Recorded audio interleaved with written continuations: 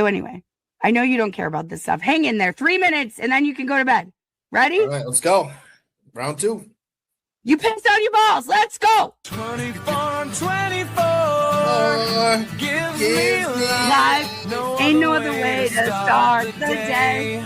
24, 24 makes it right. Do the jump. We don't care what they say.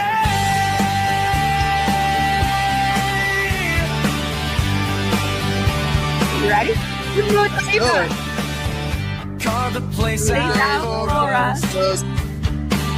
Because no one was alive. Finally a show to love. Fuck it, we'll do it live. It's not lonely at the top. Cause everyone's right here. For us there is no hard stop. Together here. 24, 24 gives me life. No other way to start the day. 24, 24 makes it right. We don't care what they say. Copy me. I know you will. Shout out Marie. Shout out Lauren. Do it first every time. Your shit is stale. No one cares. There's a typo there. I'm just a baby. Your dad loves me more. I say whatever everyone is thinking. Typical love in the hole. 24 gives me no other way to start the day. 24 makes it right. We don't care what they say. No more Repos. Mama's got a bag. I do what I please, and I do it with ease. Number 1 show when I win. Haters listen longer. Say hi to Jim. Haters listen longer. Say hi to Jim. Hi, Jim. Everyone say hi, Jim. Hi, Jim. Let's lock in. Love you. It's time to ride. Ain't over everybody.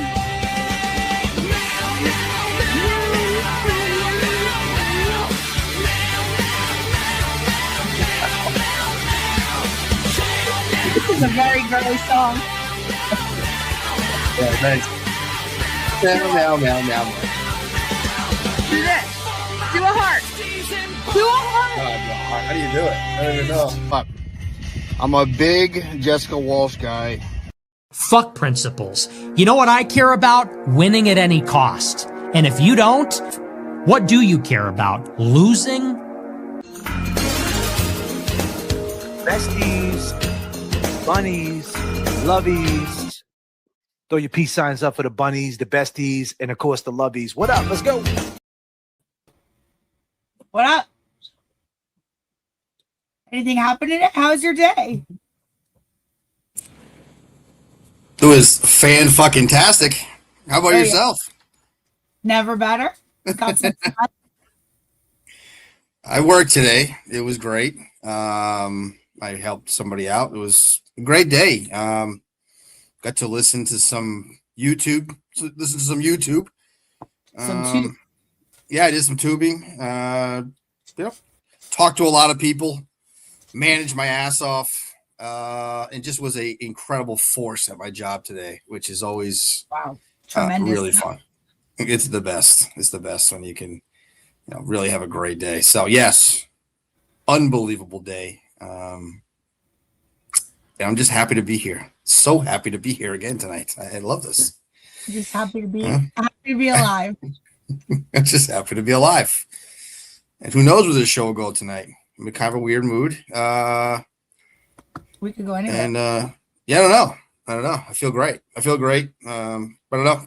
I'm excited, and I will say I'm just a little disappointed that Nurse Kim's stream started an hour and a half late. I'm just saying, um, It didn't start other than an that. hour and a half late. It started 15 minutes late. Anyway, Well, I'm glad Beanbag Ron should lose his fucking wrench. That's all I'm saying. Oh, Beanbag Ron should lose his fucking wrench. Is that where you want to Nurse Kim. start? I mean, I guess. What a chat it was. What a chat that was. Holy fucking Christ. I didn't know Big Beanbag Ron got some strong takes. In Nurse Kim's chat, and Nurse Kim, like, maybe it's time to clean up a little cleaning of the house. Maybe you got a couple you got some people that are in your wrench world, the wrenches of your chat that are, not exactly very supportive of you. I don't know what's happened to Ron. Ron is, I don't know what he's doing these days, but he was the king on the basketball court, and now he seems like the king of simps of Turtle Boy. Apparently so. Very interesting. I knew you loved Turtle Boy, but goddamn. One bad interview with Jessica Machado and Beanbag Ron. Yeah. I forgot about that. Crazy stuff. Almost like it was very forgettable. Sorry. We're talking at the same time. Almost like it was one of the worst episodes I ever saw. Oh, shit. Whoa. I mean, that 10 minutes of Beanbag Ron was the worst 10 minutes of Bunny After Dark that ever existed. I agree wholeheartedly. Right? Nowhere near as good as my segments. I can tell you that. Obviously. Correct. Ken, I was thinking about all of this. Look at all these bunnies in the chat that got, Dirty Water Diva got timed out. Whatever. They're all here. Yeah. I got a timeout. I didn't know who I was, but I got a little 5-minute break. So I'm with you guys. The timeout thing, very weird. Pat Ford also was a little murky in that he's doing some shady shit himself in that chat. I know you guys all love the fucking guy, but he's getting a little happy with the timeouts. Yeah, a little too much of that. But should I bring this up? I actually don't like Pat Ford. He's the best, but I actually don't like him, and I do hope his kids die. Jesus Christ. I don't hope your kids die, Pat. I don't hope they do. I may have outed him one time when his kids were sick and talked about it on air, and I think he still hates me for that. But, Pat, the story was so crazy. The story Pat told me was so crazy. My friend, this guy, I was actually producing a show for this guy, Brando, and Pat was supposed to come on. He bailed out at the last second, and the story that he told just sounded so fake. So I talked about it stupidly, and it actually was, I think, true. So ate some shit, but we obviously don't wish ill on Pat Ford's kids. Yes, we love you, Pat, and your kids. But if you tell me to shit a brick again, I'll kill you, buddy. The fuck? Yeah. Then Will was there. The glare showed up. I don't know what the point of that was. What to say that? What he's still a buddy of Nurse Kip and won't be doing a petty stream, but fuck her chat. No, I think he's just following orders. He's a little dog. He just follows orders. Whatever Aiden says to do, he just does. That is his life. The Glaire's life is whatever Aiden says to do, I just do because I need him to survive. That's who the Glaire is. Am I right? You're not wrong. He's never gonna go away from Turtle Boy. Even when Turtle Boy beats the case and he's like, I gotta get on my own, do my own things. You're not gonna be doing shit. You're gonna be hanging out right around here. Still leeching off Turtle Boy, so it is what it is. It was. That chat was. I had to go and watch it twice because one, you got to watch Nurse Cam, and then you got to go back and watch the chat. The chat was out. I have no words for it. There's a lot of Turtle Boy people there, right? Right. His fans were there. They showed up and they crazy. showed up. Mm-hmm. It was a crazy fucking interview. It was a crazy monologue. I don't even know what you call that. Was it a monologue or it was just a? It was something, man. That was Aiden last night, not attacking Nurse Kim for 40 minutes. Overtly attacking. If you guys don't see that, what he was doing is declaring war on Kim. You got to think. You guys have to take a step back and see the big picture. They're teeing up to do to Nurse Kim what they just did to Jess Machado. Don't let them do it. Well, I think like he kind of, I don't know, the clips that she played, he said he's all done with her, but I don't think he like doesn't like. I don't know. It's a weird place to be, I guess. It's very, very hard to not like Nurse Kim, right? It's kind of hard. Like it's like to say you hate Nurse Kim. There's really got to be something kind of like in your. She's just dead to him. Yeah, I guess like kind of it's like I get that thinking, but I mean when people are like we hate Nurse Kim, it's like wow, man, that's crazy. So I think what he was saying is like I'm just gonna do it different this time. This is a different kind of attack, right? A little different. Like now we're not. Same exact thing he did to Jess Machado. Oh, I've just severed ties and I'm not going to say anything bad. I'm not going to attack her. This is it.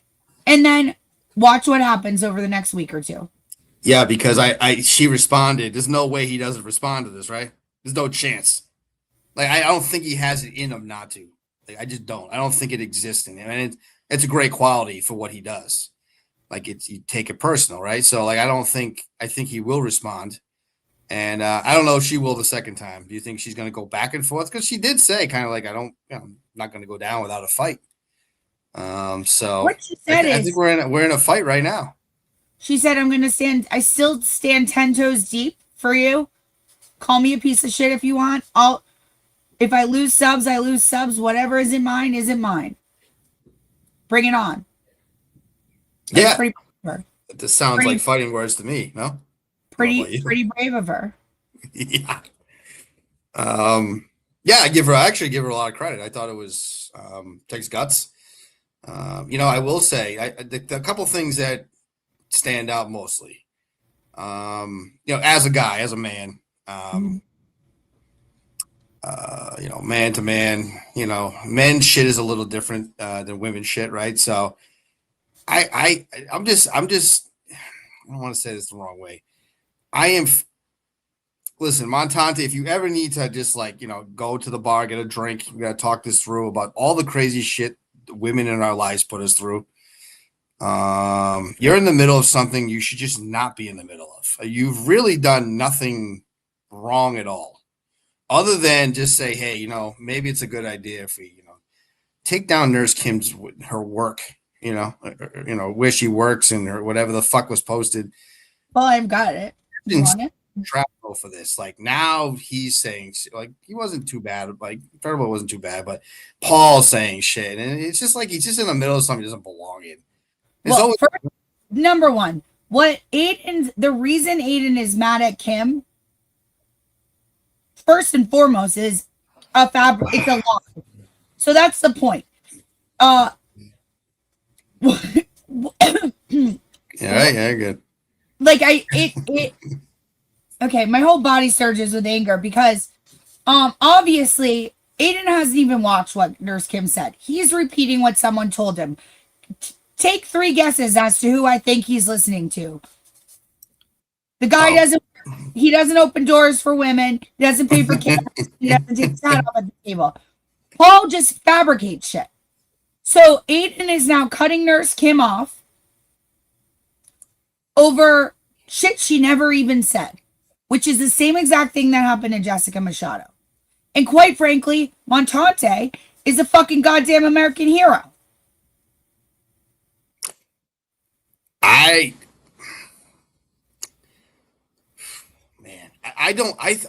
guess if I say, hey, would Montante do it again? Of course he would. You're gonna defend your girl, right? I get that. But he's catching unnecessary shrapnel for these petty fights that he's really not involved in. I feel bad for him. Like this is what women do. Like they're fighting about. This is really about not. I mean, I don't want to I guess Aiden's involved. It's not but it's mostly like these women fighting about nothing. What are we fighting about? What do you mean it's the women? How do you not? It's the women. It's all women. Like I'm banned from the show because of a woman. The Kirk Minahan show because of a woman. Like it's it's not your fault, but it kind of is. And I'm just fucking. I had a nice house I was living at. I got fucking booted by a woman. It's always something. You know what I mean? I feel for the guy. Like I do feel for him because he's catching shrapnel that he doesn't need to.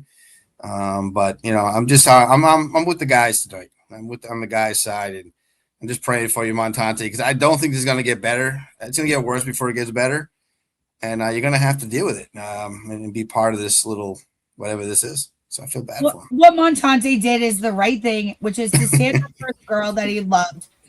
Let's look. This goddamn American hero. Firstly, hilarious. The gentleman's hilarious. So he says Montante's blue and Aiden's white. Okay. Mm-hmm. So Montante says, I get your feud with your ex. Handle this without dragging Kim into it over the old things. I don't know if you know this, but you have some people who aren't thrilled with you and aren't the most sane. Shocking, I know. And Aiden goes, I'm not dragging her into this, and it's not a feud with my ex. So Montante says, I'd say 0 for 2 on that. Aiden says, you'd say wrong. Meredith dragged her into it. I'm calling her out for it. So Montante says, so you haven't tagged Kim and just shared her work photo and you never dated Meredith? Noted. Okay. Yeah, Aiden, it's a good job by him. So I'll give him that. Definitely. This is an elite text exchange, elite DM exchange. Aiden goes, I didn't tag her in the post. Montante goes, oh, thank God. Could be anybody then. And if you know, the post is a picture of Kim. Yeah. It was, and then Aiden gets it. Like, is she asking her? Is it you? When I reach out, it's from me. I know she can reach out and handle her own. Yeah, and as long as Meredith continues to lie and fraud and scam, I'll continue to call her out for her hypocrisy. Okay, so you speak for Kim now? I just said that's not the case. Obviously, I care about Kim and don't need her dragged into any of that nonsense. Just my opinion. Sounds like it's the case. You want me to say this, Montante? Montante is a fucking verb, you guys. You want me to say it a third time? Life's too short to beat around the bush. Letting you know that it's just my take on it. If Kim ever wants something taken down, she can contact me. Thanks. Sounds great. And then he thumbs up. Yeah, no, I give him. I'm not disparaging Montante. I mean, I love Montante, so it's like it's a good thing, but I just feel bad that he's, I don't think he's enjoying this. That's would be my take. I don't think he's enjoying any of this shit. And the women just continue to fight about nothing. And, I don't know. I'm enjoying it, but I don't get what's going on here. Why do you think it's the women fighting? How do you not see that it's Aiden and Paul? I think there's a lot of women egging this shit on too in the chats, and all the women are the ones that are enjoying this drama more than the men, in my opinion. And I consider Paul a woman, like he's kind of a girl. So okay, so that clarifies. Okay, that's yeah. I mean, he's like a little fucking bitch, So like I get he's like a woman, but I just like it's just easy to everything was fine. Like, everybody go back to just doing what you were doing. And enjoy yourself. Fine. Do you not recall the last 2 months where they tried to take away Jessica Machado's career because she told 2 jokes about a guy in Denmark who's a weirdo? Yeah, but I mean, she's also like she's another one who just can't help herself, Even her husband took some shrapnel, for no reason. So, like I'm just saying, like she's gonna continue to go back and forth. This is how it is. This is the internet, Like it's, I'm just saying. I'm not even knocking them. I'm enjoying all of this, but I'm just feeling for Montante today. That's all. That's all I'm trying to say. I just am. I'm just, it's tough. It's a tough day, and it was an unbelievable fucking, On this channel, we celebrate Montante and Jeff Machado heroes, for Christ's sake.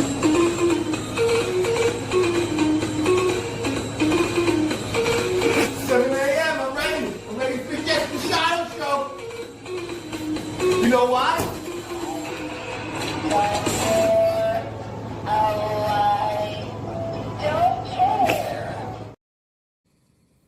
What a gentleman! These men love their wives and future wives. You wouldn't. They do.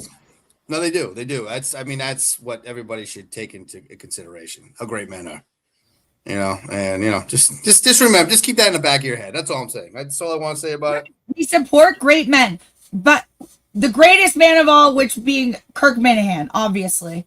Yeah, and I'm Team Kirk. I love the guy. I don't love his producer, but I love the guy. And we're going to have somebody on that's going to, back our story, I think. He's the one that took the picture. He'll be on around 9, he said 9:15 or so. And yeah, I'm looking forward to him. At least coming clean because I did watch Miles Apart. Good show.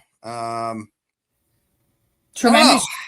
Yeah, I think a couple weird takes, but for the most part, kind of on brand for these guys. But Cliff at least backed me with the skating, at least.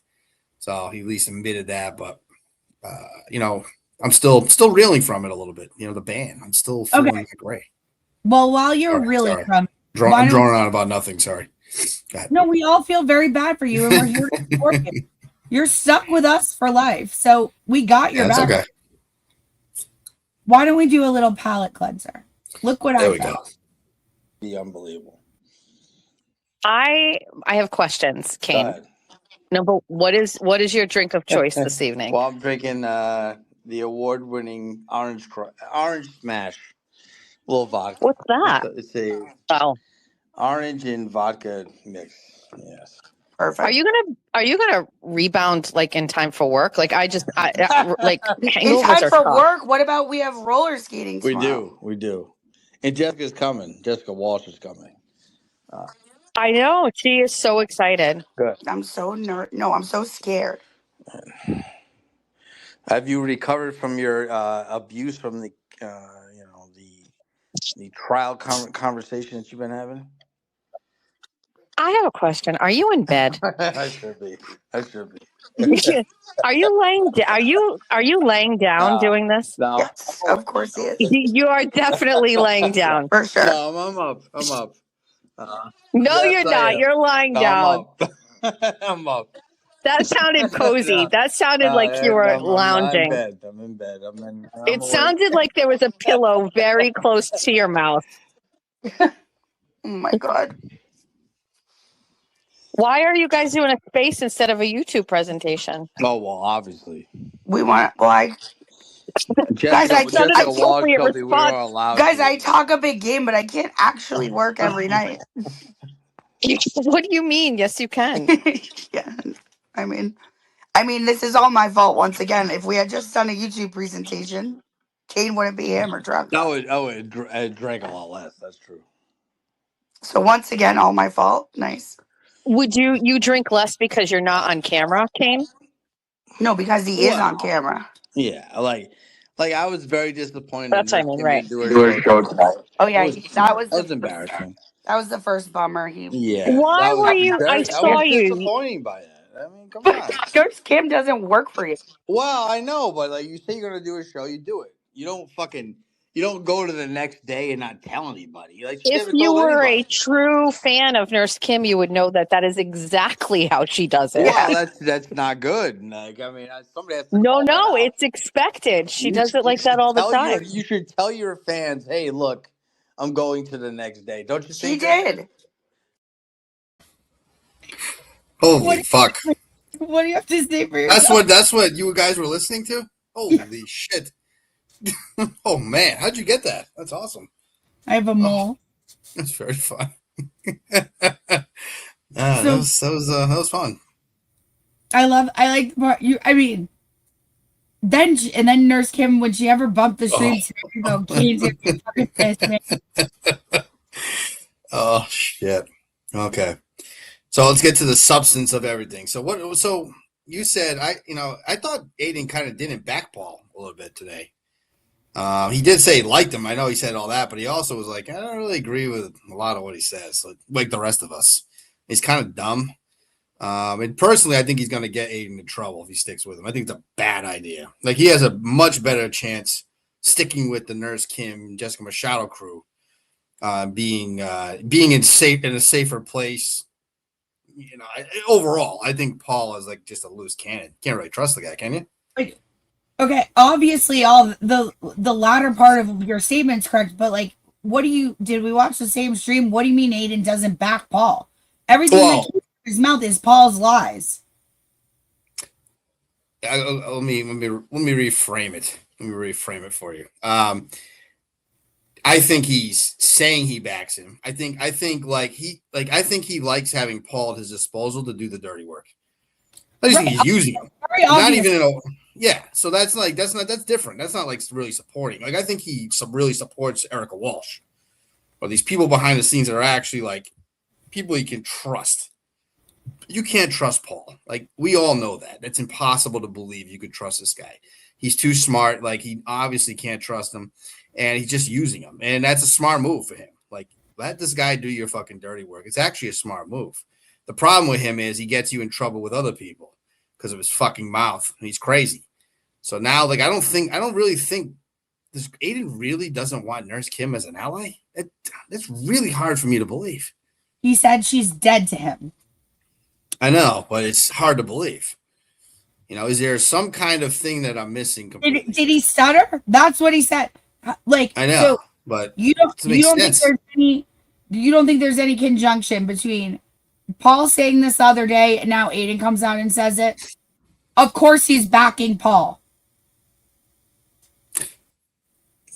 I mean, I guess technically you're right. Yeah, technically you're right, but and you're I don't think it's for the reasons like I love this guy. I think it's more of just like I'm gonna let this guy fucking burn away and he's not gonna touch me. Like he's gonna do my dirty work for me. That's different than supporting somebody. You know what I mean? The nuance of it. You know what I mean? You're living in a delusional land, my friend. No, I'm not. I think he's more calculated. So I just think he's more calculated. I think he's understands that Paul's not like a real long-term guy to back you. I don't buy it. Paul's been around for Turtle Boy since before Karen Reed. Paul used to be a KMS guy. He never was a KMS guy. The fuck are you talking about? You guys didn't let him in. I'll be in KMS before he ever got in, but he called it a WEI and stuff. To Kirk show? Mm-hmm. Under what name? What do you call in as? Just Paul? Kool-Aid or something. No, fucking no, he didn't. I listened to all those shows. For sure, he did. Him at all. 100% he did, and you guys did not like him. How do you know that? What's your proof of that? Because he said it? I've never heard of the guy ever. He was never part of anything with the Kirk Minahan show ever. Would have been in like 2017, 2018. On WEI, he was a caller. I listened to every show. I'm not even kidding. I listened online to every single show Kirk did from probably when he started on that show. As soon as they went to like you could watch it, listen to it online, I listened to every fucking show. I don't remember some guy Paul Kool-Aid. Does he have proof of doing that, or you guys just believe everything, huh? It's weird.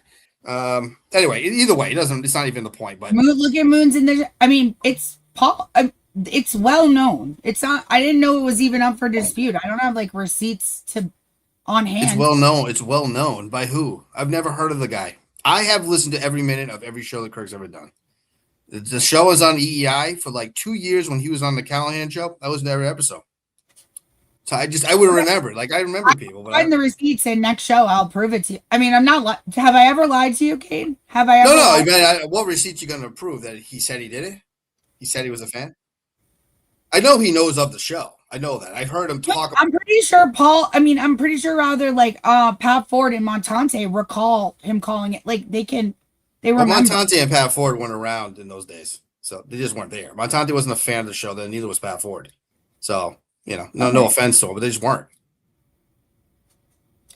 You know what I mean? So they didn't listen to EI. So I'm just telling you that I've listened to the fucking shows. I know. I've listened. I just don't remember them. That's all I'm saying. I mean, he can say whatever he wants. I don't know. What receipts do you have? Like, what are we talking about? Not receipts that he said he did it. What actual receipts do you have? Like him being on shows. I've never heard the Collins. Okay. All right. That's all I'm saying. It's okay. It's no big deal. But he's just a phony. So you can't believe anything he says. Right. But I know he knows of the show. I know he knows him because I've heard him talk about him. He definitely knows some of the lingo. I just don't think he's like a real fan. That's all I'm saying. I never thought it was up for like dispute. So I'll find the receipts. I'll let you know. All right, cool. But also, Purple has been a Turtle Boy supporter since before Karen Reed. He goes away. So when you say like, where was he talked? Was he talked about on Turtle Boy show? Because I watched a lot of Turtle Boy before. I don't but just because he wasn't talked about doesn't mean he wasn't around. Like he's been there. No, you're right. But I mean, you say he's a big supporter. Like, I don't know. Like, what I'm saying is I don't think he's trustworthy. And I don't think that. I think Aiden kind of knows. I mean, I think he probably, like, I get what you're saying. I heard what he said today, but he wasn't like exactly completely endorsing him. He just wasn't. I mean, he did say, like, he says things that I wouldn't say. I think he goes too far sometimes, he said. So, is that what he said? That's what he said. Okay. So, I mean, is that a full endorsement? I mean, that's like a Jessica Machado endorsement of you. I like her, but, I just don't agree with most of the stuff she does. Exactly. Yeah. It's not a full endorsement. You feel fully endorsed. I mean, maybe now you do. It's different times. It's different. I think you guys have been through a lot.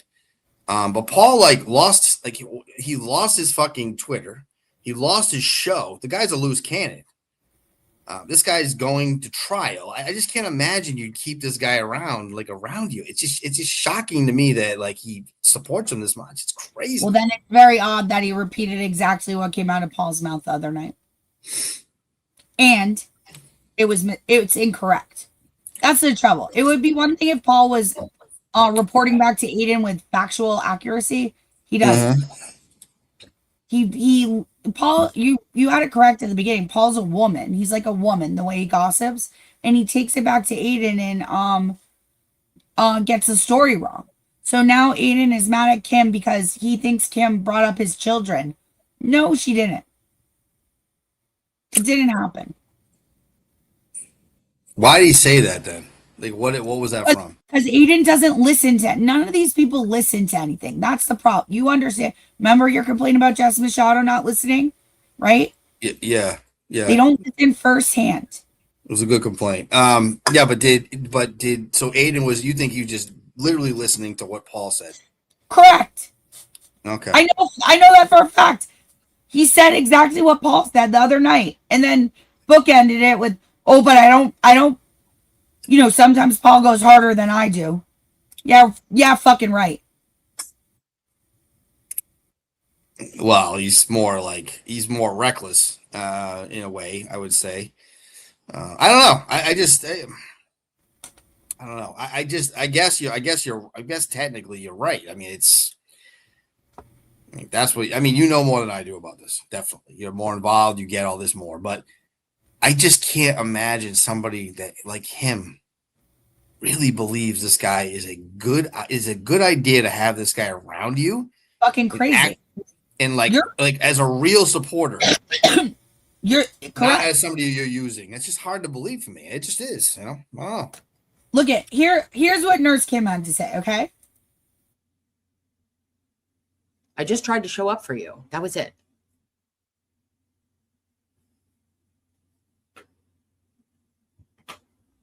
Done. People like that ain't your friends.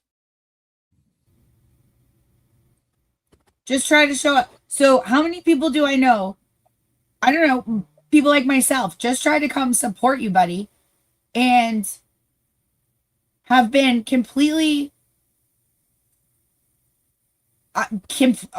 reputations completely destroyed because of Aiden, and because Aiden believes things that aren't true. Who do you think is telling Aiden inaccurate and untrue things? It's people like Paul. There's more than one. I don't think Paul's even the only one. There's more than one. I'm just surprised because he's like a fucking great journalist. He doesn't look into this at all. That's what's really shocking. Isn't that what we were saying the whole time with Baker? That Aiden, it was so weird that Aiden, he was going, I don't want to pick a side and I'm actually not even interested. But then he comes out on Baker's side and has the complete wrong set of facts. Complete lies. And Aiden kept saying, I'm not interested. Not interested to know. I know because I'm going to believe what Baker told me, but I'm not interested to hear the other side. Isn't that weird? Yeah, it is kind of weird. I can understand the Baker thing more because he's a little more stable, but the other guy, I can't wrap my mind around it. But look, I guess I'm maybe like people said on this chat, I'm giving him too much credit, but I don't know. So your theory is he's taking information from Paul, and Paul said that Aiden talked about Kim's kids. Mhm. Okay. No, Paul said that Paul told Aiden that Kim. I mean, it's all on video what Kim said. When Yeah, I after know. the exit interview with Jess Machado, Kim came out and what happened is the way that Aiden spoke to Jess hit like it was offensive to a lot of women. It was offensive. And what Kim came out and did is said that, man, that hit me weird. It was offensive, but I still support everyone and I love everyone. And she mentions, so you have the recording thing, okay? It's a much bigger deal to them than it is to any of us. But basically, Kim had a lie to her audience for Aiden. Yeah. And when she did that after the exit interview stream, right, her reaction to it, Kim came clean to her audience that she had lied. Because it had been weighing heavy on her. And that issue was over with. It was done with. It doesn't bother Aiden. And the only time she brought Aiden's kids up is in the context of, I never wanted anything bad to you to happen. I didn't want you to go away from your kids. And so that's why I protected you. And so Aiden yesterday throws that back in Kim's face. But that's what he was talking about? That can't be it. That's exactly what he was talking about, dude. How do you know that? Is that what he said? I mean, I didn't I didn't miss that nuance of it, but what'd he say? What exactly did he say? Don't ever talk about my fucking kids. After Paul was just talking about Nurse Kim's kids 4 days ago or whenever it was. But he was commenting when Nurse Kim said, I was trying to protect you so you could be with your kids. Right. So Aiden saying, keep my kid's name out of your mouth. When that's the context in which Nurse Kim used it. Meanwhile, Paul the other night said that Kim shoved her kids aside to move in with Monton. Something shitty like that. Those are way different contexts of using kids. I'm going to have to go back and listen to that because if that's what he's talking about. That's what he's talking about. That's what he's talking about. Calm down, Oceans. I'm trying to follow. I'm doing the best I can. Give me a fucking break. There's a lot to follow. Okay. That's what he's talking about. I just, so but does he know that? Does he, like, I guess what I'm asking is, well, how did Paul frame it to him? Like, did he say it in that context? Obviously not, right? So you're just saying he just didn't do his homework and he's fucking just saying things that he knows nothing about. Paul is going back to him and saying, this is what is happening. And Aiden is either too stressed or too busy or whatever to bother to listen to it himself. And then he's cutting off Nurse Kim based on a lie. Vivendi, you're right. I just don't, I can't, I guess what I'm having trouble wrapping my mind around is he's actually like just falling for that. I have to go back and listen completely. This is another time just to make sure I hear it right. Right. Well, then, do you want a conspiracy theory? Maybe he's not falling for it. Maybe he's orchestrating it. Okay. Well, that would make more sense to me, honestly. Mm-hmm. That's the part I would say, okay, I can buy that. What I can't buy is he's just like, I don't know. Paul told me and I just believed it. And it's like, I don't buy that shit. I just don't. He has a huge following. He's obviously under the gun. I doubt he's just going to go on and say things that he really knows nothing about. If you told me, hey, he's orchestrating it, that I would believe a lot more. Hold on, sorry, I got to check. D-Lo's reached out. Okay. All right, he's all set. He's coming back eventually. Because then you would have to,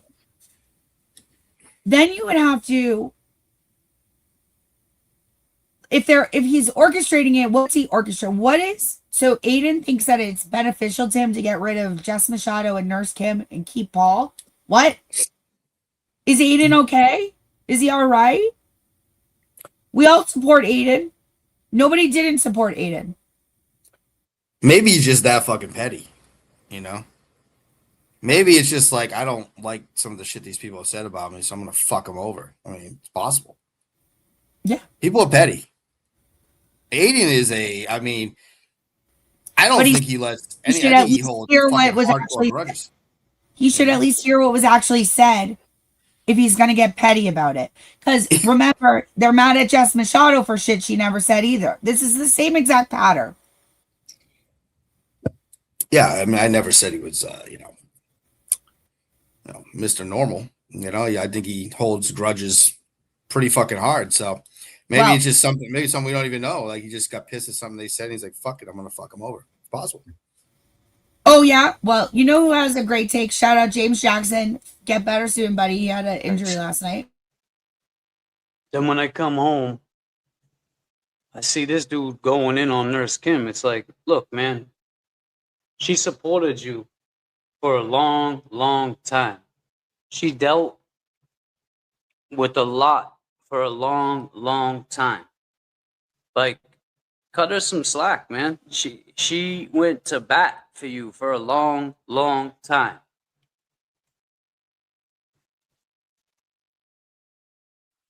James Jackson gets it. Why can't you get it, Keaton? Jesus Christ. Well, I'm actually thinking it through a little better. I'm not just going, "Oh, he supported you for a long, long time."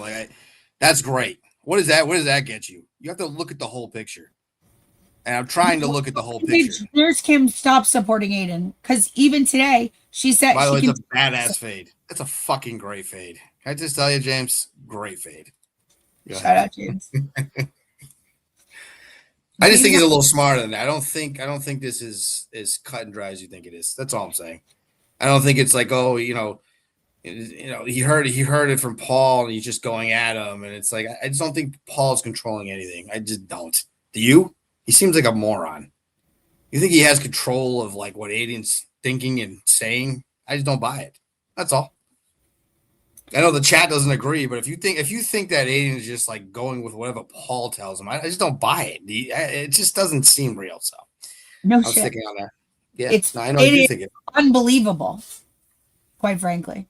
So you think it's a coincidence this happened 4 or 5 days ago? Fake ass bitch Nurse Kim. But you're saying it like, what if Aiden went to him about all this and conjured up all this and had Paul? We can put this on pause. We can change the subject. What up, D-Lo? What up? You can talk about Turtle Boy. I'm cool with that. Oh yeah. It's not a fucking Jets bandana, is it? Of course. It is. What the fuck? You're a Jets fan? Oh no. Biggest one in New England. Oh yeah. Not many of you. No. Shout out Montante, Clemmer, whatever. Where are you right now? It looks nice over there. What you doing? Not my house. You look like you're on the couch over there. I look what? Beautiful. It's where turtle. Oh yeah. Oh, I thought it looked like you were outside at a beach or something, like an outdoor. Oh, dude. Yeah, that's out my window. You can see my neighbor's house. Oh, that's just the fucking kids' toys or whatever. All right, cool. Do you want to introduce you guys the other night? J7, you're I mean this in a nice way. You're a much more pleasant person than I thought you were going to be. Oh wow. What a compliment. And can you tell the people, my guy D Low. Sorry, I've called you Mike D too many times. I'm sorry about that. That's all right. Shout out Mike D. I like Mike D too. But can you tell the people that how good of a host I was for her? Right? She said I didn't treat her like a human at one point. Did you see any of that? Yeah, the whole thing was uncomfortable, man. The whole thing was uncomfortable. I'm sorry. I'm not going to give you the answers you want, but that was maybe you were treating her well, but like when Kirk said you guys were trying to make it yourself the center, it definitely felt that way for a little while. Really? Yeah. And I don't know if it was intentional or not, but and I think J7, you looked a little uncomfortable at first, so I feel like that amplified everything, if that makes sense. So okay, I mean, I'll go with this. But when did you think that? Like, did Kirk say something during the event? Because I don't remember hearing that. No. You kind of walked in. I don't want to be addicted, but it kind of felt like when you walked in, you were like, all right, hey, I'm here to skate. Get me my skates. I'm going to go around once, and that's it. It did, like, I felt that way before Kirk said it on the show, and he didn't. I don't think he said it at the rink at all. Yeah, but I went around like 20 times. There's no way 20 is. At least. Unless I missed something, 20 is over big time. No, at least like 8 to 10 times. More than that. I was thinking like 3. No, well, you're way off there, my friend. Sorry, D-Law. You must have been staring at something else, not me skating. I don't know what to tell you. You did. Because he was doing 2 loops and then had to come get a breath, and he did that 4 or 5 times. All right, so I saw him do 2 loops and then go back for 1 more, and then I don't remember like any after or anything like that. Sure. You just don't remember, but it definitely happens. Okay. I appreciate it. So you think I was trying to make myself the center of attention. That's what you think? I don't know if it was intentional, but yeah, you definitely. I don't know. Well, give me some examples. You're on the show. Give me some examples, D-Lo. You're gonna call me out. I didn't think this was coming. Sorry. No, I'm saying give me some examples of what I was doing to make myself the center of the show. I don't even know. It's okay. Can I ask? Why did you lie to Justin? Why did I what? When Justin said that you had that phone call with J7, why did you say you didn't? Like it made, I don't know. No. The context, the way he said it is not how it happened. He made it sound like I said, "Don't worry, just come in and nobody cares." Wasn't the context of the call. The call was she was sitting outside. She was nervous to come. I said, "Just come in because nobody's going to be staring at you when you walk through the door." That was like the context of it. It wasn't like, "Hey, just come in. Nobody gives a fuck." It's anybody can come if they want to come. It's not what it was. J7, did you feel like people were staring at you when you walked in the door? No, not really. No. Yeah, I don't think so either. I think that you went unnoticed for a little while, but then you were like standing in that like little foyer right in the center for a bit. And I think that is when Kirk noticed. Okay. And then we were up at the table. What's that? Up at the table where everyone was putting their skates on. Yeah. I was just trying to like not cause a scene. Which you didn't, but by not causing a scene, like because there was a while there where you weren't talking to anybody, right? But you were kind of like standing right in the center. So obviously everybody's kind of like the center of what? The center of what? Like right by the entrance to the rink, he's saying. Yeah, before you walk in where it was open. Right. Which is like I get it. Where the fuck else are you gonna stand? You know what I mean? Like if you're off to the side, you're still gonna be. Yeah. I think you're thinking. I think you're playing Monday morning quarterback right now. That's what I think you're. Yeah, because like that's what you're doing. Yes, you're playing Monday morning quarterback. If Kirk didn't come out and say any of this, you wouldn't be saying this right now. You just wouldn't. Well, no. I mean, J7. Do you feel weird that you were there, or do you like going? Both of you, I guess. Would you redo it the same way, like J7? Would you show up again, or would you not? Well, what would be the option? Of course you wouldn't.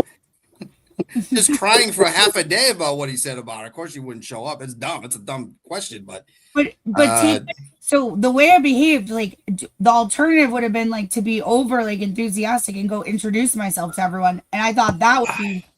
You guys always criticize me that I want to be the center of attention, so I didn't want to do that. I feel like Kane, like you should have known, like it was never a good idea for you to go J7. Like Kane, you should have just went and skated, and then you'd be going to the next live show. Yeah, but I mean, not for nothing, D-Lo. Like I know the owner of the place. Like he's a good friend of mine. Yeah, but you know that's not a good enough answer. You know what I mean? It is a good enough answer. For you, it is, but for Kirk, it's not going to be right. Like you knew that. That's his problem, but it's a good enough answer for me. So well, now it's your problem. Look, we got 5 years. We're not going to see you at a live show. Right? Yeah, don't worry, D-Lo. I'll work it out. Don't worry. But yeah, no, I don't. I guess like in that sense, I understood what he said, but. I just don't completely agree. I mean, if somebody's hosting an event, they say, "Hey, a seat's for you. You're coming no matter what." They own the place. They serve the food. They didn't charge.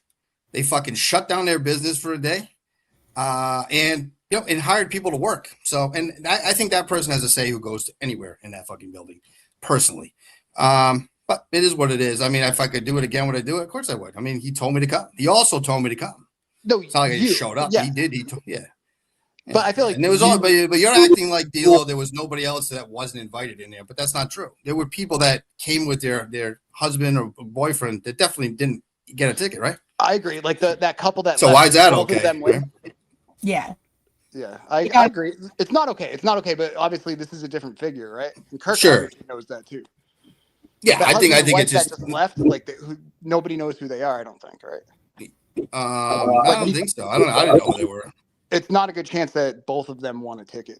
No, so that's my point. My point is like that's the point, right? So it's more of because I told her to come. That's I get it. Like I get where he's coming from. I did. I want to ask you though. Like, did you hear? Well, we'll Yeah. say no. Sorry, are you gonna ask if we could hear Kirk back there? Yeah. Yeah, dude, I could hear him clear. I don't know how the hell you couldn't, or if that was like fake. Like me and the guy sitting next to me, dude, no I problem. couldn't hear. No way. Unbelievable. Yeah, maybe you could. I just couldn't. But I mean, you are over on the right, and we were Yeah, dead center, so maybe it's just different the way the sound projected. It was Yeah, hard well, to- you could. I'm not saying you couldn't hear like at words. It just was like cutting out. It was hard. You had to like stress to hear them. I just couldn't. Right. Oh yeah, no, I didn't struggle at all. I was in. I don't know. Yeah. Did you hear us talking? Yeah. Yes, dude. You told me the other day you didn't. No way. I didn't. You're tell a you I didn't fucking hear liar, shit. man. You told me the other day. You said, "Hey, I don't even know what he's talking about. I didn't hear." I said, "You only said I heard you when you talked, like asking a question." Yeah, but I didn't. I don't. Maybe if I said that, it wasn't. It didn't have to do with the question and answer. But This guy's worried about what Kirk's gonna say. This is sad. This What is do I fucking care about sad. what Kirk's D'Lo, gonna this say? is I'm sad. not a show. This is a sad fucking showing for you because you fucking are lying out of your fucking ass right now. Completely lying. I'm lying You're about. completely lying. You're completely lying. J7, were you guys not casually talking through that whole thing?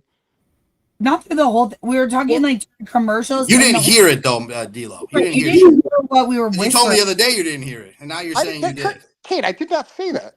Okay. So what? did So say that. you're I don't- admitting. You're I didn't admitting think you were you guys drunk. were watching us. You didn't. J7, hear he us. turned around and said, I don't know what he's talking about, right? You didn't hear us No, talk hold on a second. at us and saw that we were talking. Yeah, that's what happened. Correct. So it sounds like we were just the fixture of everyone's focus. Let me see. Okay, this is what you wrote to me in the fucking DM. Okay, dude, I'm not even quite sure what you did wrong. Yeah. Was that you or did somebody fucking steal your account? That's You know what I mean? That's what you wrote. Yeah, but that That's that what you was in wrote to me. reference. That was in reference to you being drunk. Dude, I'm not even quite sure what you did wrong. That's what you wrote to me. Because at first Kirk asked if you were drunk, right? Which I don't think you were that night. He wasn't. Then I said, it's just my presence, I think. Was I loud? You said, not unless you were asking questions. That's what you wrote. That's true. Fucking kick this guy off. Seriously, kick him off. I don't want him on the fucking fuck off. You're a fucking pussy. You're gonna fucking come on the fucking show and like kick him off the fucking show. I'm not dealing with that shit. You're gonna fucking come on. I'll post the fucking DMs, my D'Lo. Don't fucking come on here and fucking bullshit. It's not like That's we're what having you a fucking wrote to me. conversation. Cut him off the fucking show. I don't want him on here. Okay. Cut him off the fucking show. Thank you for coming, D'Lo. Bye bye. Dude, I'm not doing that. That's what I'm not doing. I'm not doing this shit. I will post the fucking DMs. So, All right. You want to fucking come in my fucking shit and lie to me and then fucking come on here and do a fake fucking story? Fuck off, motherfucker. All Fuck right. you, bitch. Listen, don't let them get. You see what they're doing now, right? Yeah, he's just a fucking idiot. Like, go fucking go in your house and leave me the fuck alone. Well, listen. Jesus Christ, fucking liar. The answer is they couldn't hear us talking, right? When we were talking Yeah. amongst ourselves, it's that they were all turning and looking at us. That's what was happening. What a fucking liar! Unbelievable, D'Lo. What a pathetic. That's a pathetic performance. I like D'Lo. He's a nice Dude, I'm not even quite sure what you did wrong. And I wrote to him, it's just my presence, I think. Was I loud? Not unless you were asking questions. That's true. Yeah. The only time you projected your voice was when you were asking questions. Then he said, I think what Kirk's problem was he didn't like that no one was skating. Okay. Okay. That was his big take. Then he comes on here and is like, oh, yeah, I heard you. Oh, my God, I heard you. You were so fucking loud. I mean, what a fucking prick. That's a Jake guy right there. It's a Jake I know. guy. He came up. He introduced Fucking himself. liar. I'm going to post that shit, too, because people think I'm kidding around. I'm not. Fuck you, buddy. I like D'Lo. He's a nice guy. He's not a nice guy. Was that nice? That's Well, nice. He's a good buddy of He's Jake. a fucking liar. He lies. You understand? They're all gonna lie now. They're all. Don't you understand the world you Well, come then from? I don't want that kind of like. Don't do that. And they come on here because you're scared of what Kirk's gonna say. Be fucking honest. Well, listen. Let's be. So run it back. So they're gonna say that I was like stood awkwardly alone, right? Which is true because I was like nervous. Didn't want to. Nobody thought anything about it. I didn't think so either. But It's when just, I think nobody did. Nobody cared. But like Trust me, they didn't. the alternative of what I could have gone around and introduced myself to every single person. Don't you think they'd all have something to say about that too? Like, No, but the thing is, like, he's just bullshitting now. If Kirk never said anything at all, he wouldn't have these takes. That's the thing that is crazy. Like, don't come on here and fucking lie. I don't need that on here. I thought he would be honest, but he's not being honest. Or maybe he wasn't honest with me in the DMs. Either way, I'm good. I don't want people going and saying things in DMs to me, then coming on a show and saying the exact opposite. Because I just read you what he wrote to me. I'll, you know what I mean? That's what he wrote. Like, so, I mean, obviously you're a fucking liar or whatever the fuck you're trying to do. I'm just good with it. Anyway, sorry about that. well, what do you think? We're gonna have to earn you your live show permissions back. I wonder, what are you gonna have to I do? wouldn't worry too much about it. I've been down this road before many, many times. So I think we should emphasize, I think on the PR campaign we put out, we should emphasize that you were sober. I'm actually a good influence on Kane because he was sober that night. yeah, well, they didn't serve alcohol. So, I mean, it was Shut up. that. Don't just make something up, dude. Yeah. I'm sorry, buddy. I don't know. No, it's just, I just can't believe when people do shit like that. It's shocking to me, but that's okay. Well, I also remember Menners, we had a discussion about it like the night before, and I said, or like in the days leading up to it, right? You, Menners, and I remember talking about it, and Menners really encouraged me to go. I was like, I don't know if I should go. Don't listen to this bullshit. The facts are the facts, dude. Like, it really wasn't a big deal. The part that Kirk was upset was we were talking in the back, and I know what he wrote to me. I'm just telling you, I know what he said because he said it to me. Is that he thought I was treating his show with disrespect. That's what he thought by talking during the fucking thing, and it just wasn't loud. And I get it. It's like I understand where he's coming from. But this guy's gonna be like, oh yeah, Kane was a fucking menace. So you acted like the star of the show. Like, that's just not true. It's just not. Oh, you were there. Was I acting any certain fucking way? It was like a great experience. Like, that's the thing. I don't want that. Like, you're not gonna come on and be halfway on. Like, if you wrote that to me, then I would say, okay, that's what you wrote to me. So explain yourself. You know what I mean? I'm curious. I'm okay to have it, but you just like, it's not worth it. Anyway. D'Lo's banned for 3 years from this show. 3 fucking years. Wow, D'Lo, 3 years. Nothing I can do about it, buddy. I just think what happened was D'Lo probably fucking talked to a bunch of people that he was coming on here, and they're like, "Oh, go in there and fuck with him," you know. So, fuck off. I mean, what can you do? Yeah, it's okay. Look, I don't blame him. I would do it. I give him credit, but it was just not going to happen. I think the best is like definitely Menners was encouraging me to go. It was a great like opportunity before leading up to it. And like now he's coming out going, I knew the whole time it was a mistake for you to go. Well, that's just what he does. Yeah, I'm not surprised. He's not much different than any of the rest of these guys. He doesn't really have his own opinion. If Kirk like has a problem with something, then Menners just goes along with it. He's the go along guy. You know what I mean? He doesn't think for himself. The only person you can count on to think for themselves around here, I guess, is John from Scranton. You know, it's like, I mean, he's the only guy that has the right take. Should we play his take? Should we remind the people who just literally is body autonomous? I believe is the word he said. A free thinker, J7 and Kane, just free thinkers, I'm a hot take. I know. Kane could do whatever the fuck he wants. I already know. If Kane wants to invite his friends because you asked him to skate around a rink like a monkey, you get to invite your friends. It's a great take. I mean, I don't know if I'd go that far, but it's a great take. Tremendous take, in fact.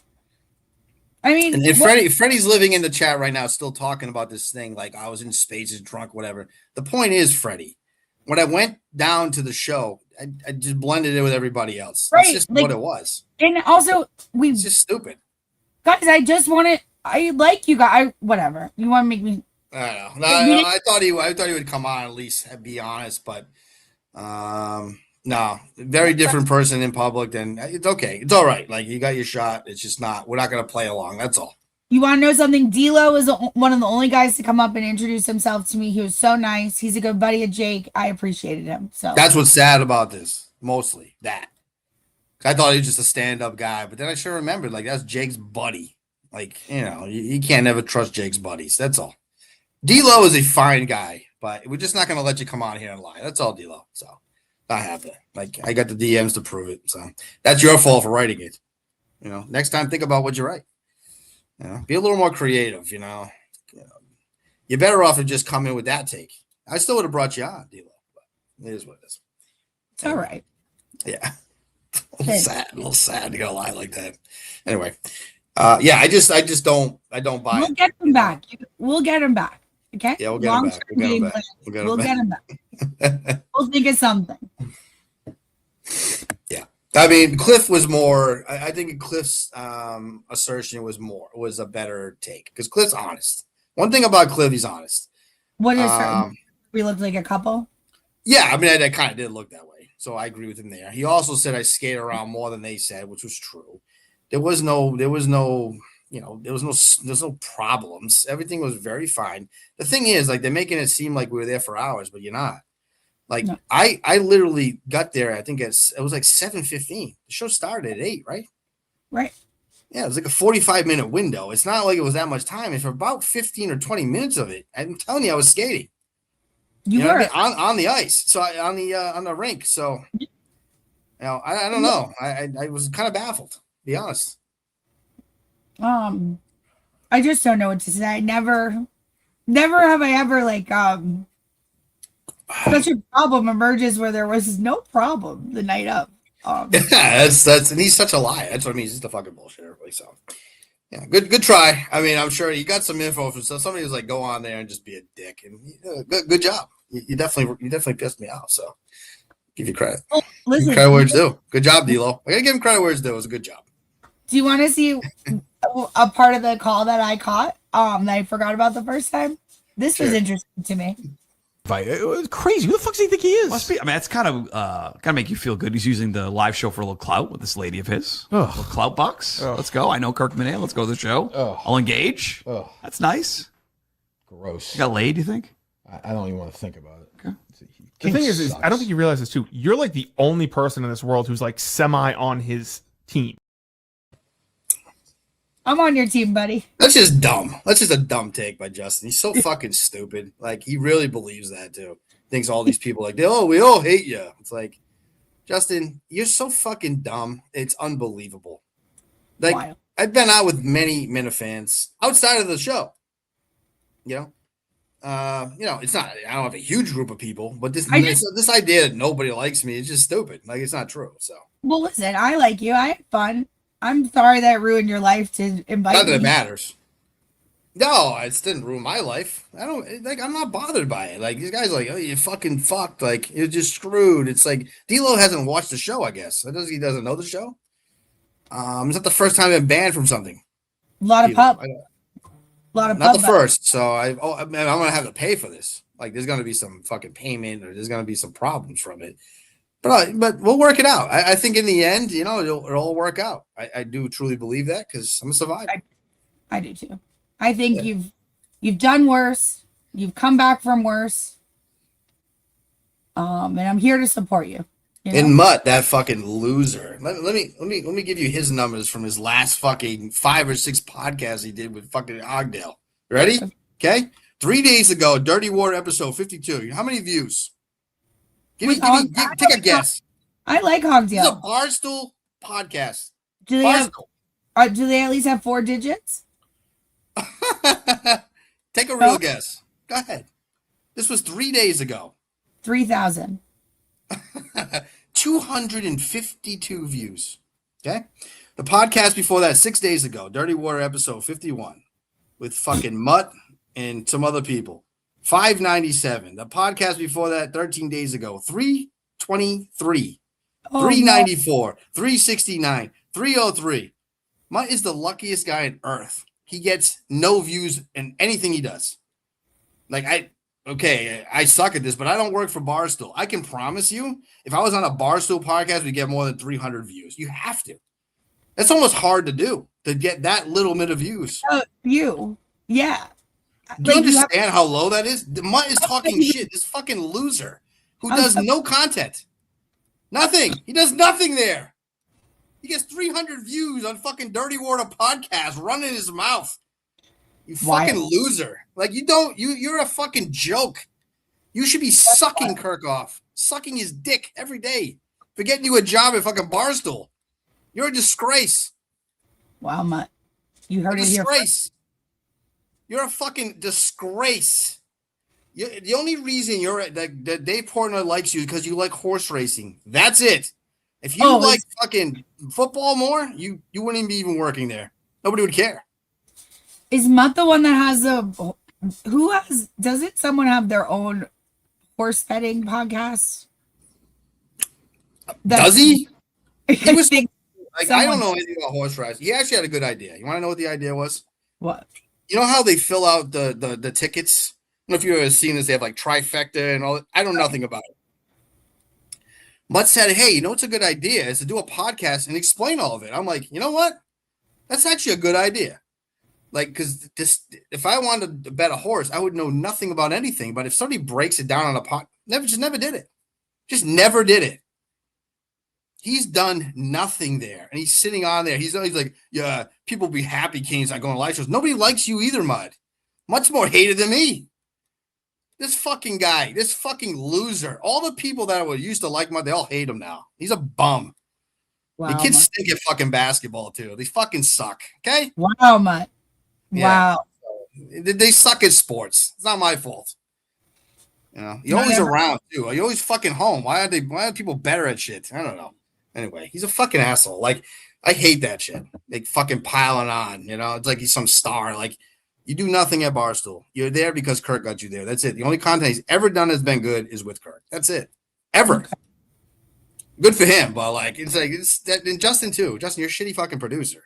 You didn't even give fucking Kirk a fucking microphone. Yeah, you tried to take a fucking 15 weeks off when your girlfriend had a kid. You fucking loser. 15 weeks. Think about that. I mean, Justin is the one that lied about. Watch the fucking kids sleep. You know what I mean? He's like, oh yeah, I was listening to Kirk. I was listening to Kane's call. Why don't you fucking worry about the show that you fucking baffled? You fumbled over there. Where was the fucking microphone? You couldn't even coordinate the fucking videos. So crazy. Yeah, so fuck off. You know what I mean? Like, I hate that shit. Idiot. Anyway, I usually don't like to rip on the producer, but like the way his attitude about it, it's like Justin, like you don't even work hardly. You know what I mean? You cost the show $29,000 one time because you fucking. When did he cost them $29,000? What happened there? They booked amazingly, they thought they were in, there was a company in Madawaska. They were driving from Madawaska, Maine. It was a barbecue company. Where the next live show will be that Kane will be at this fall.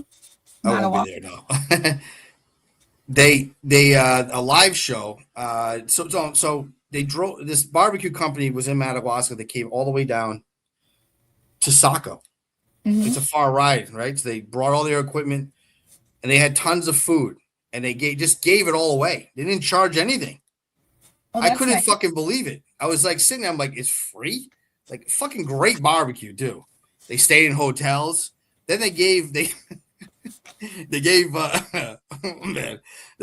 Cullinane the bill that he wasn't expecting. And he had to call Kirk.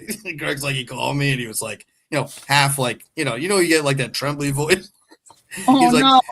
So he's like, the show, you know, the barbecue company is charging us $29,000. Oh my God. For the food. And Kirk's like, what the fuck? What the fuck? Now, at the time, I think Justin was out on some kind of like mental health leave or something, but he really didn't communicate anything. Like they just let it slide away and nobody like caught it. I don't blame him. It's all of it completely on him. But like for the most part, he's part of that. They cost the company. So Kirk had to do another show. He did another live show in Saco to like make up the money. That was very funny. But I mean, yeah, just a lot of mistakes. I mean, I don't usually shit on the producers, but when you get that like cocky attitude and it's like, well, I was at this show.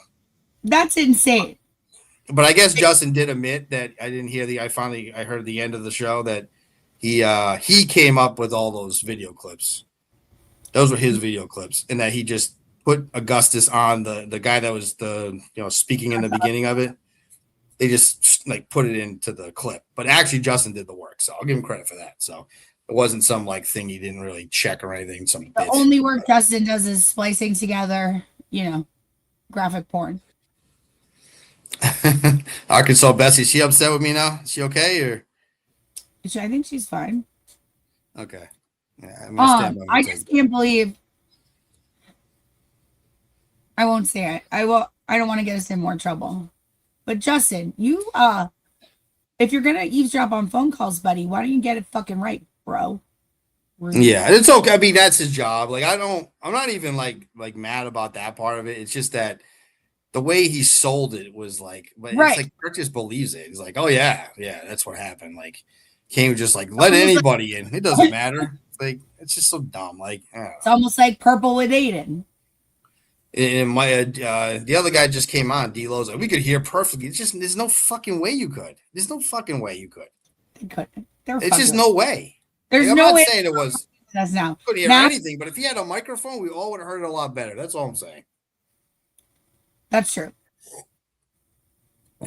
Anyway. I mean, this is all. Want to know something? This is all a ruse to take away from the real fact that the Barstool team in Celebrity Family Feud had the second greatest loss ever in history. They had a goose egg. A goose egg. I haven't watched Sparkly. I've seen it in the chart. Have you been watching Sparkly Rabbit? What's she been doing? She killing it? Yeah, crushing it. I have no idea. Anyway, before this guy derailed the show, we were doing something else. I don't know. We were doing this. Want me to bring us back a little? Let's bring us back. Yeah, sorry. God, here, we'll start with this. A little. No, it's 7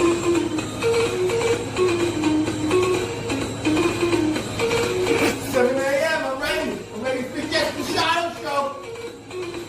You know why? Ooh, shout out Jeff C. How about a little shout out to Montante, one of the greatest Americans that ever was? Get to clipping those clips. It's okay, a everyone? walk-in closet. Good night. It's a walk-in closet. Good night. I didn't mean, I wanted this one. To even compromise on the Kim, situation. can you hang up on this lady? Kim, no, oh my God, no, Patrick, stop it, Patrick, I get it. no more of this lady. Okay. No more. Okay. Michael? This lady stinks. Michael, shut the fuck up. She what stinks. is the matter with Get him, you? Kim. Get him, Kim. So funny. Two of the greatest men that ever were. Two great Americans. What's interesting to me is that Jess Machado, when she did the exit interview, Aiden brought up Jeff Machado. He had been in the chat defending his wife.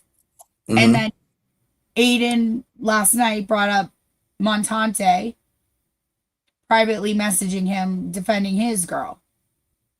And I find it odd that Aiden pretends like he doesn't understand the concept of a guy standing up for his girl. Like he acts like it's out of pocket or something. Like it's not totally normal. I don't think that's. I think he was saying was the timing of it. Like he was like, "Oh, you guys were just together for 2 minutes," which wasn't really true, right?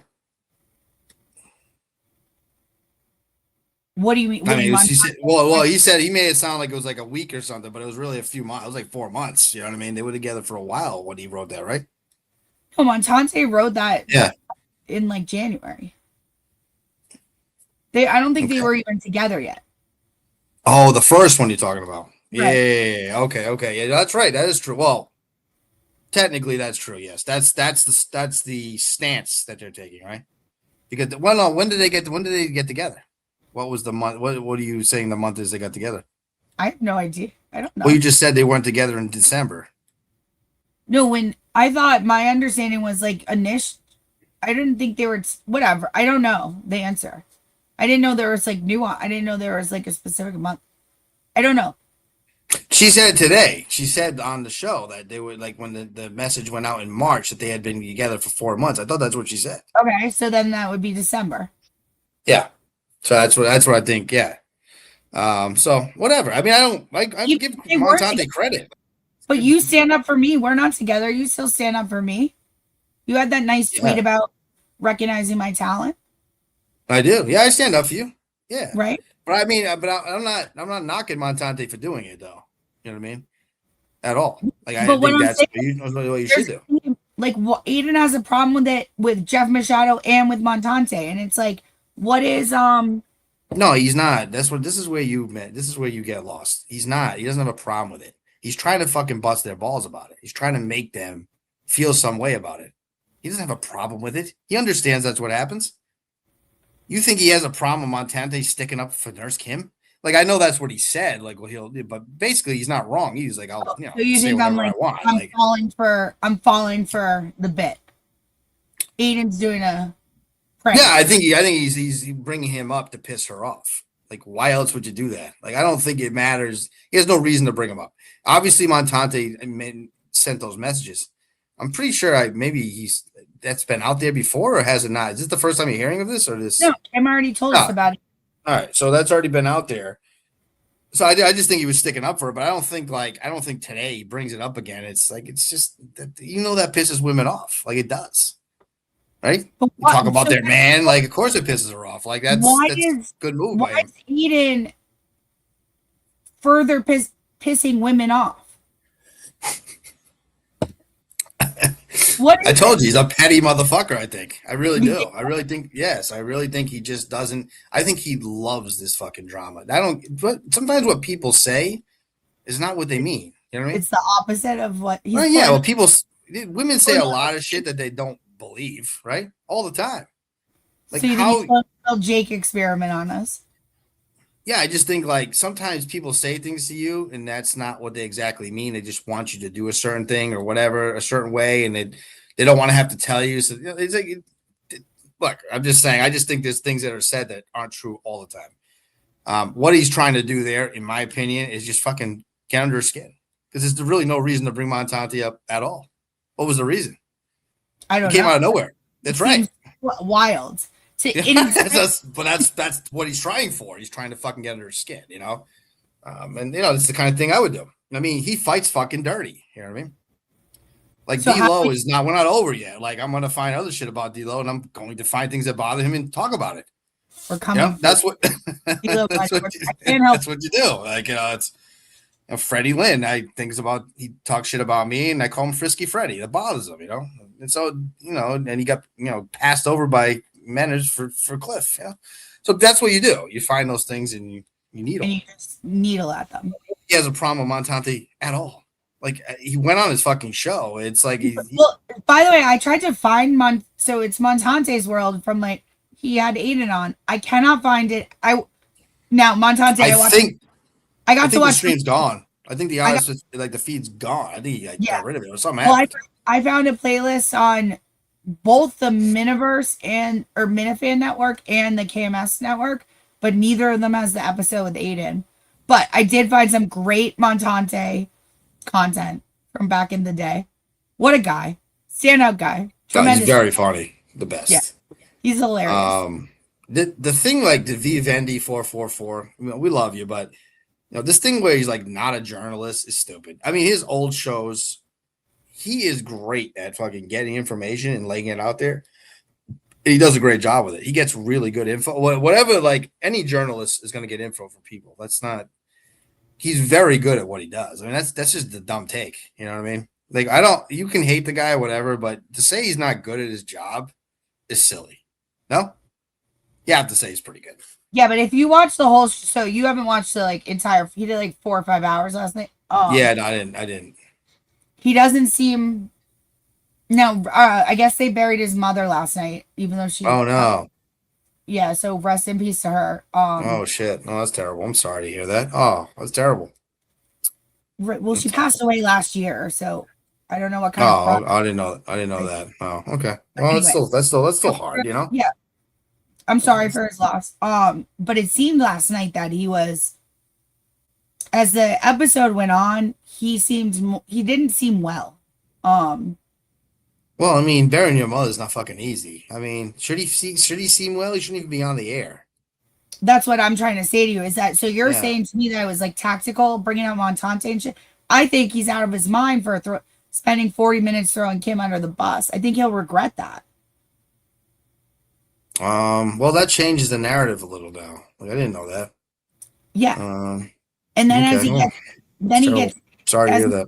further into the episode, and then he's under a new indictment. So he's Yeah, under. no, I knew that.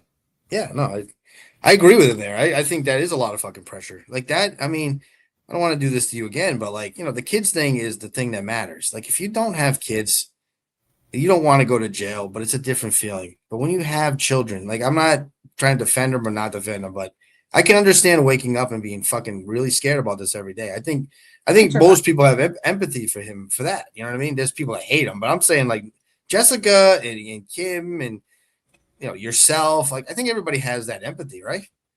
Like, they pretty much have said that. Like, they don't, you know, it's horrible.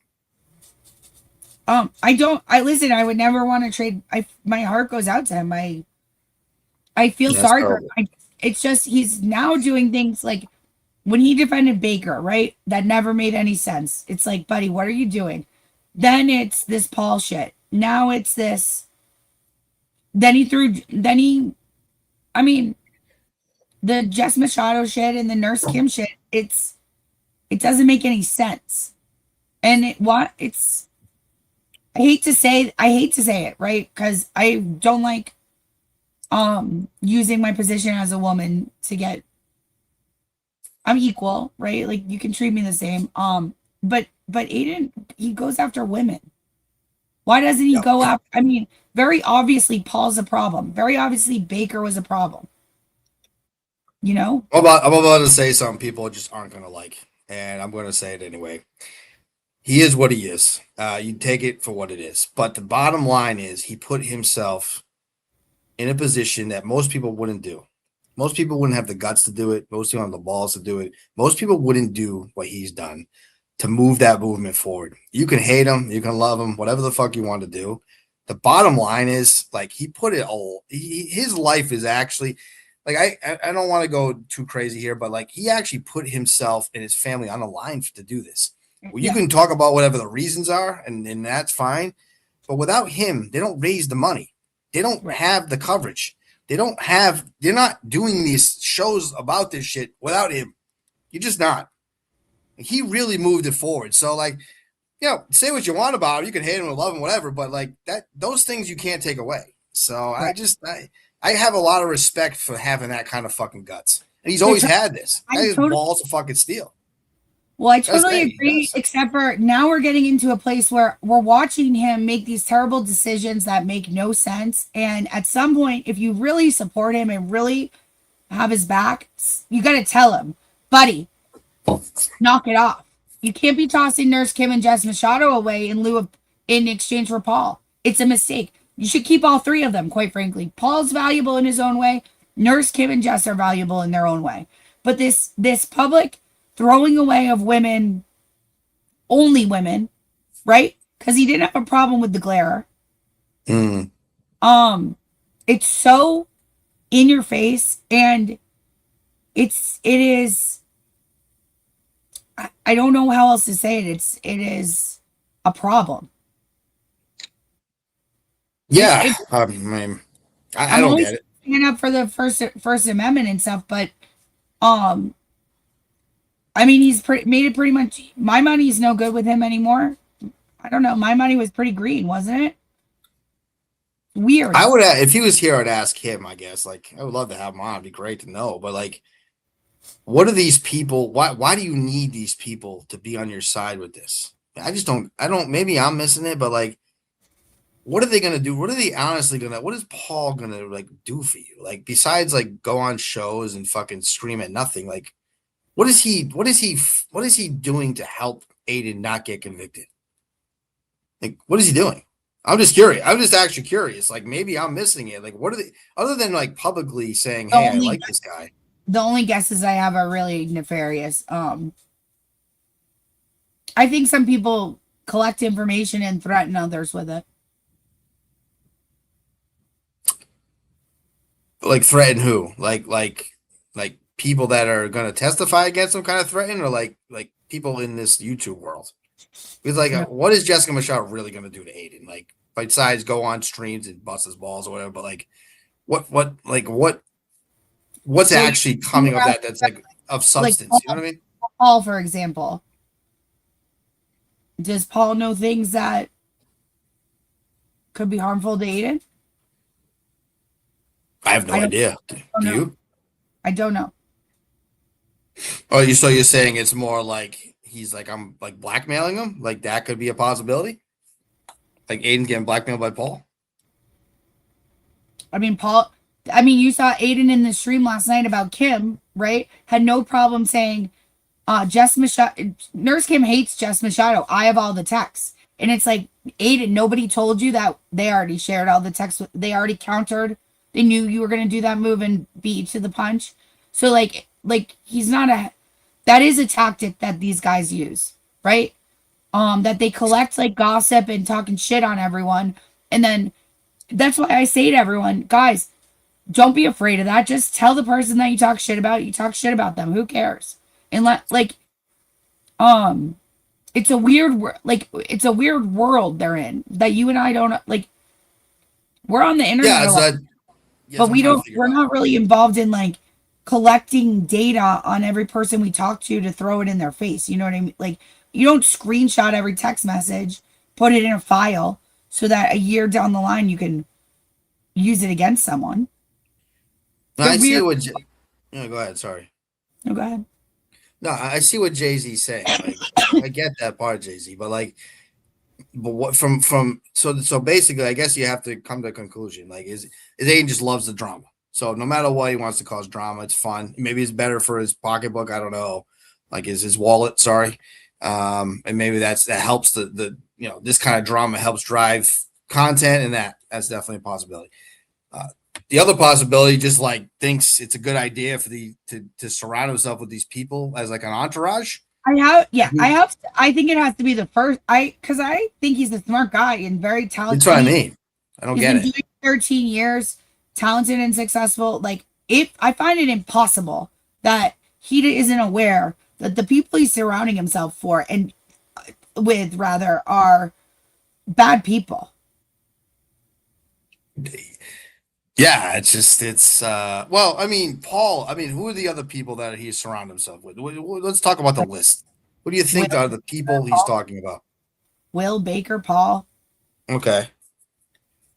Okay. And what else? Who else? There are people that we don't know about that are behind the scenes, you think? That are just people that he doesn't really talk about at all? That are doing actual work for him, real work. Like, what is the Glare doing other than, like, I guess he does fundraisers, right? That's helpful. Yeah. But like, as far as work, is Glare breaking down video? Is he talking to lawyers, or like, that's what I mean? So it's like these guys are supporting him, but what are they actually doing? Dollars to the lawyer for? He doesn't need his audience to break down intent on like, he's never going to use any of that. It's a bunch of bullshit. And you're paying the lawyers, so why would everybody else do that? I Right. guess it's more money, but like, you're paying these guys a lot of money. I'm sure that's part of what their job is. It was right? just a way to distract. It was just a way. All right. In all honesty, I honestly think that drama broke out that Aiden wasn't a part of with Baker, and Aiden had to insert himself. Okay. That makes more sense to me. I can get down with that theory all day. Right. But for whatever reason, Aiden, like, I don't understand for the life of me why it was provable that Baker was lying. Baker was lying. Yeah, he was. He still backed him completely. I think and there's something to do with like something about Jessica Machado that rubbed him the wrong way. And I was going to tell you this before earlier. I'm sure a lot of this happens, but like, if Menners, like, does it all start with Menners? A lot of this? It's all Menners' fault. Spent the 15-minute, giving Jess Machado the 15 minutes. None of this does Baker come at you harder if I don't go on the show and say those comments about his, his Jewish heritage or whatever is going on? Does it ever break out from there, or do you think it definitely does? Because that really went up his ass, right? That really fucked you over. That's when your kind of beef with him started, right? I got dumped, basically. That was really from that. And I wouldn't have been on that show if it wasn't for Menners. Right. You know So what it's I mean? all his fault. And Pat Ford's part of this in a different angle. Like he's Correct. got under these guys' skin a lot of ways. A lot he's of also ways. adjacent. So, like, does any of this happen with the KMS guys? It's a good question. Dude, is it like I think actually Mr. Minahan gets I actually it. don't like Pat Ford. He's nuts, but I actually don't like him, and I do hope his kids die. I mean, you came out of. I mean, it's a lot of this. I mean, really, this big fight started with you and Baker and her. Right. For why? For why? It never could be a problem. Like, and at the end of the day, all Jess Machado did was tell 2 jokes about Baker. Mm-hmm. She never, like, all the things that they say Jess Machado said about Baker aren't true. And then look how weird Baker acted. He did that 4 Loco stream, weird. He did that stream the other night about committing me, sectioning me. It's crazy. I got news for you, Scott. Like KMS is part of the conversation, my friend. Don't get it twisted. We are here. They are here. It's combined. It's crossed over. You can either embrace it, Scott, or you can, not embrace it and not have a good time. We're having a good time. You need to have forward-thinking vision. Goes back to January. Aiden's trial's up in December. Either way you slice it, we hope it slices in his direction. But gotta have forward thinking, baby. I think it will. I think he's probably going to spend a fuck ton of money to make it happen, and I'm rooting for that. Yeah. Then he said also, what are the civil trials he's talking about? Like his own civil trials? No, the defamation case from the House defendants against him and Karen, and then the New Jersey cases. So what are the New Jersey cases? Are you informed on that? Because I'm not. The most recent indictment, which I think is still sealed, but we know that it's cyber harassment out of New Jersey, and that's the one from Lindsay Stachini, who catfished Paul O'Keefe, John O'Keefe's brother, during the trial. Like sent nudes. He told her he wanted to glaze her like a donut. That was that guy. That was that interaction. So she took it over to Aiden. He published it. I get you indicted like for doing that, huh? Well, we haven't read the indictment yet, but it's for cyber harassment. Okay. So whatever she alleges is that whatever the statute is in New Jersey. Now, I will say the cyber harassment rule in Massachusetts is a bunch of fucking bullshit. I can only imagine bullshit in New Jersey too. But these states have these laws now. It's bullshit laws that shouldn't even be on the books. But they are on the books. Yeah, I do want to comment on a couple people in here again, like the prep part. Like I don't have the connections J7 has. I don't believe J7 watches all these shows. She just has a better network of people that are talking about these kind of things. I watch all the shows. I watch them on 2 or 3 times speed. Get over it. Yeah, it's not true. She just has a great network of people telling her everything that's going on. So I don't have that network. If one of you guys want to step up and be that network for me, I'll definitely be more prepared. Like I can't watch every fucking stream. I watched Nurse Kim's stream today. That was nice. I watched the KMS shows. I watch Jessica's shows when I can, when they're on. I can't deal with the court shit. Like the court case thing to me is like, it's just death for me. No offense. Like I know it's very popular. I know people love it. Mm-hmm. But, like listening to people break down indictments in court is fucking it's hard to listen to. Yeah. So I'm sorry. I can't. I'd rather J7 just explain it to me. It's a lot easier for me. Yeah, on the most recent one, we haven't seen it's not been even released yet, so everyone's just speculating. A lot of speculation for the last couple days on Twitter. It sucks that he was indicted for it. I assume it's a bunch of bullshit. Yeah. But it's not sealed, so I don't know. It's not that I can't follow. I just don't want to. That's the difference, Freddie. You guys love it. I know you guys love that stuff. Are you a big fan of talking about court cases, Jason? No. It's tough. Well, because to me, like when I read, I can read them. I speed read, like, so I just have a talent for reading. Also, most of the creators, the only one, Melanie Little is probably a better interpreter of court documents than I am. Nobody else really is. Like all these people mostly make up what they don't know what they're fucking talking about anyway. Yeah, not for me. And a lot of Aiden's stuff has been the same since January. Like nothing new has changed. I'm telling you, his older shows were way better. Like personally, I think they just were. Like those were fucking wild fucking episodes they used to do. They were great. Dude, his shows have gotten a little boring, man. No offense, Aiden. Please don't come for No, me. but but he knows the crowd. Like he's going to the crowd. Like that's what they come to see. Like he's very prepared. He has that shit all put together. But it's just not like his old shows were fucking just they're fucking crazy. Oh, he just so good. He's not having, and I understand why he's under a lot of stress. Because basically, like ideally, a lot of this shit would have been dismissed in January, right? Then it got delayed in March. Then it just happened. The hearing happened for the mega motion in July. Didn't get dismissed. We're gonna have to go to trial. It's a lot of money. It's a lot of time. It's a lot of stress. And then on top of it, then he gets the new charges for defamation and cyber harassment. So I understand why he's under a lot of stress. It shows. Quite frankly, it shows in his shows. He's not having as much fun in his shows. No, I don't think doesn't seem fun. I don't watch them all the way through. Sometimes I catch pieces. I skip ahead to what makes sense to watch, but when we're talking about indictments and stuff, those are shows I just will not watch. It's just not for me. It's not for me. I understand a lot of people watch it, so people love that shit, but not my cup of tea. What is BDO's problem? Like, what does he want to come on again? Yeah. Aren't you sick of Connor at this point? I mean, how sick are you of this guy? I heard he's so fucking Connor, buddy. I heard last night on Meeting of the Minds there was a lot of Jake hate coming out of your mouth. You're not coming up. Oh tonight. wow! You're on punishment. Really? My love. Mm-hmm. What was he saying? I haven't even watched it yet. It was when I got up at that after our show because I was doing my buddy Jay a favor because What are you doing? What are you doing to your brand going out with that fucking idiot? Because John from Scranton had given us such a nice compliment. I was trying to toss him back a favor.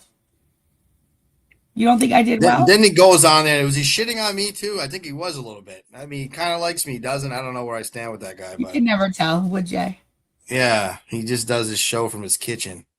Yeah. With the 12 viewers that were watching, you couldn't even bring an audience over there. What happened? Why don't you promote it? What are you embarrassed? Were you a little embarrassed to promote yourself on that show? Why? Why not? It was fucking fantastic content. I mean, actually, it was pretty good. Jay asked some good questions. It was better than last time, I thought. Has Menace reached out to come on his show again yet, or? No, not yet. He was very complimentary of you. Unbelievably, he really likes you. I like him. He's a nice guy. And he's like J7 is fantastic on air. Fantastic. You got the fantastic. Should we watch it? Why not? You want my compliments? Yeah, that's about all that I want to say about the drama. And I like the J7 drama. I'm sorry. I like it a little bit. I love J7. Huge fan. The name Tim Dillon and then look at it. I know who he is. No offense, J7. And by the way, like I said, I do think you're talented. Oh, he said it on the show, the last show too. He's just like, she's like fantastic, and you're doing a great job out here. So, but what a tweet! I wish I had screenshotted the tweet that you said about me today. That you recognize my talent, great instinct. Yeah, to true crime girl who just can't get over that I've fucking buried her in a private message, which was a little rough. I was very rough with her, but again, she's like, I don't like all this drama. It's like, a lot of these women don't. I don't know what to tell everyone. I forget how weird the true crime part of the internet is. Guys, I was never a true crime girly.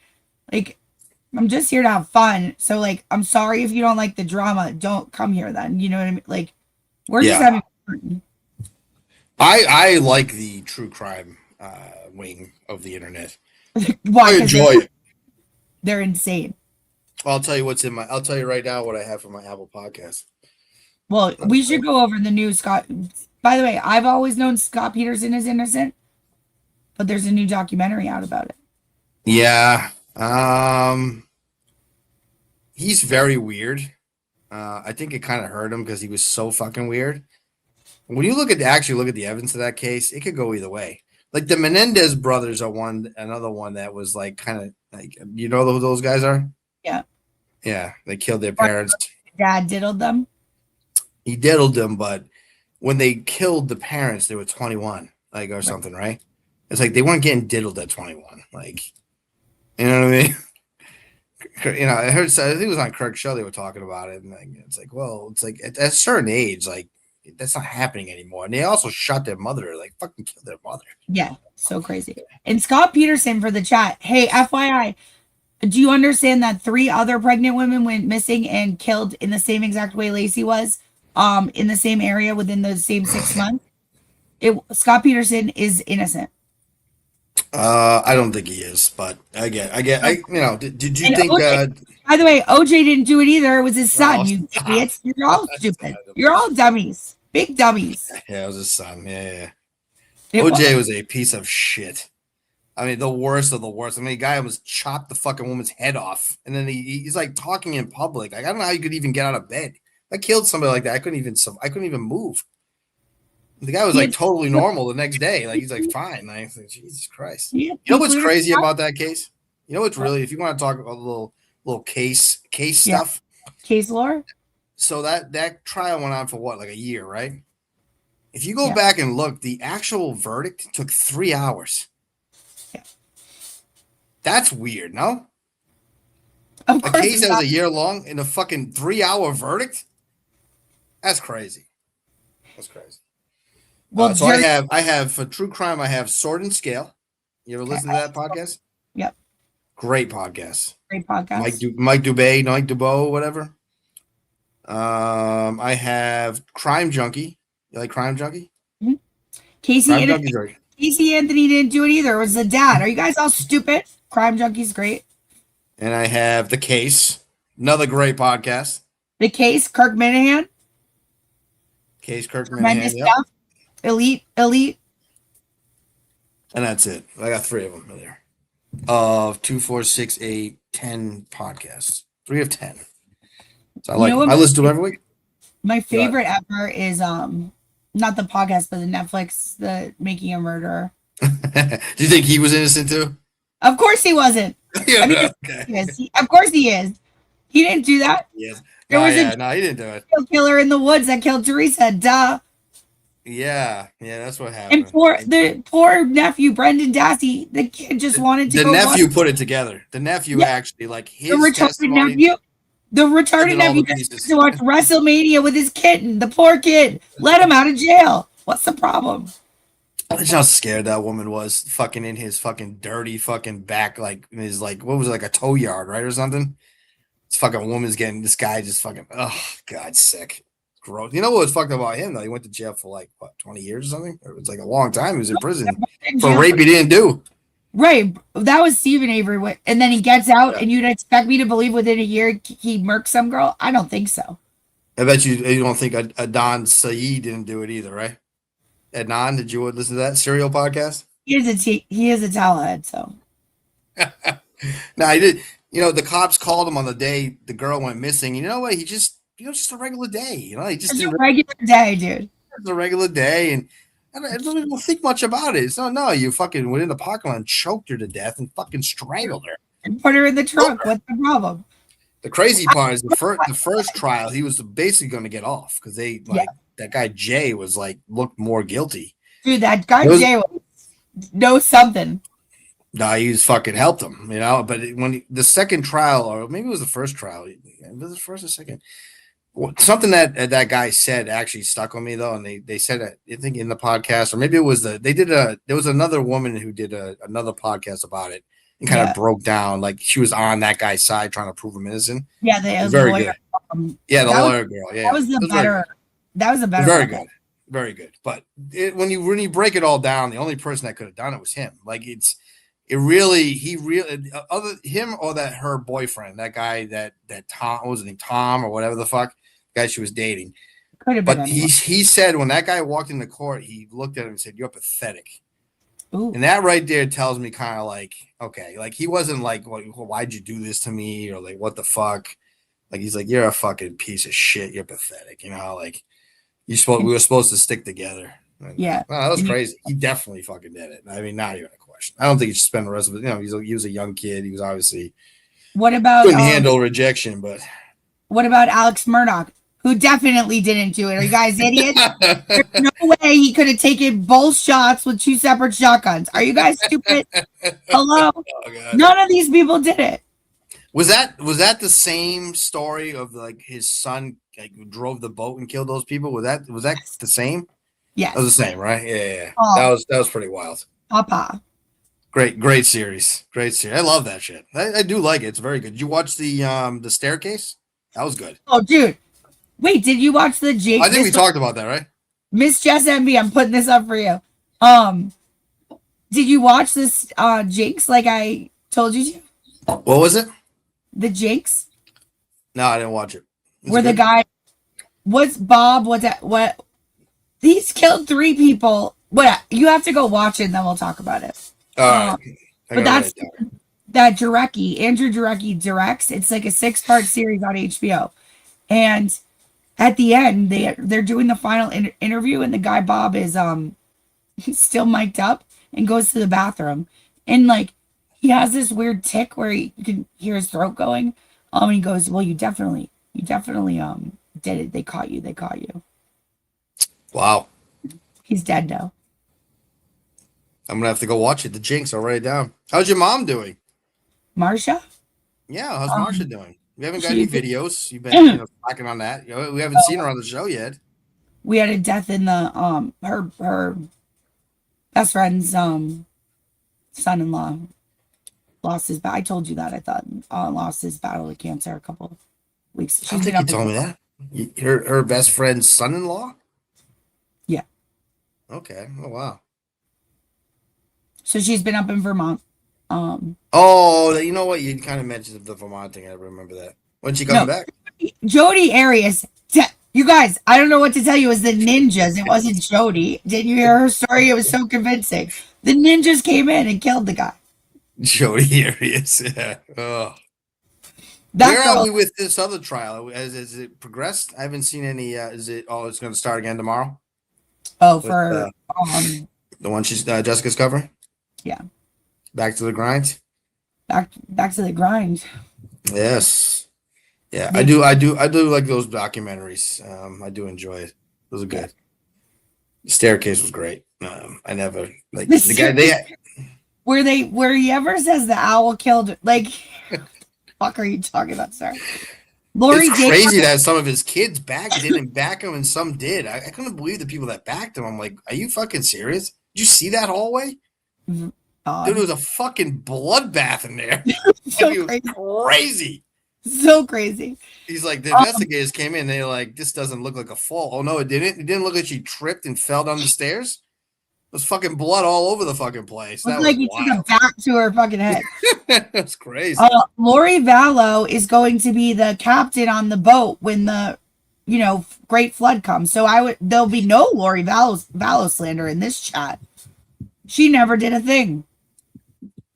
And Brian Kohlberger, have you looked in his eyes? Of course he did it. And Colin was in the house. What's the problem? Which one's American Nightmare with the guy that's hot and he put his wife and kids in the oil barrels? That freak show. Oh, God. That was Chris Watts. Yeah, that one. Chris Watts. That was that I can deal with mostly anything. There's certain ones where you're like, they change how you think about it. And like the quotes, the thing about him was he wasn't dead. So he actually told what happened. And like, there was a part he talks about his kids when he brings them. He tried to kill his kids at night and failed. They were like, he tried to strangle them that night. Then he strangles his wife and kills her. and there's a part where the daughters, like, he brings the daughter up to kill her first, and then he comes back to the other daughter, and she's like, "Are you going to bring me where you brought her or something?"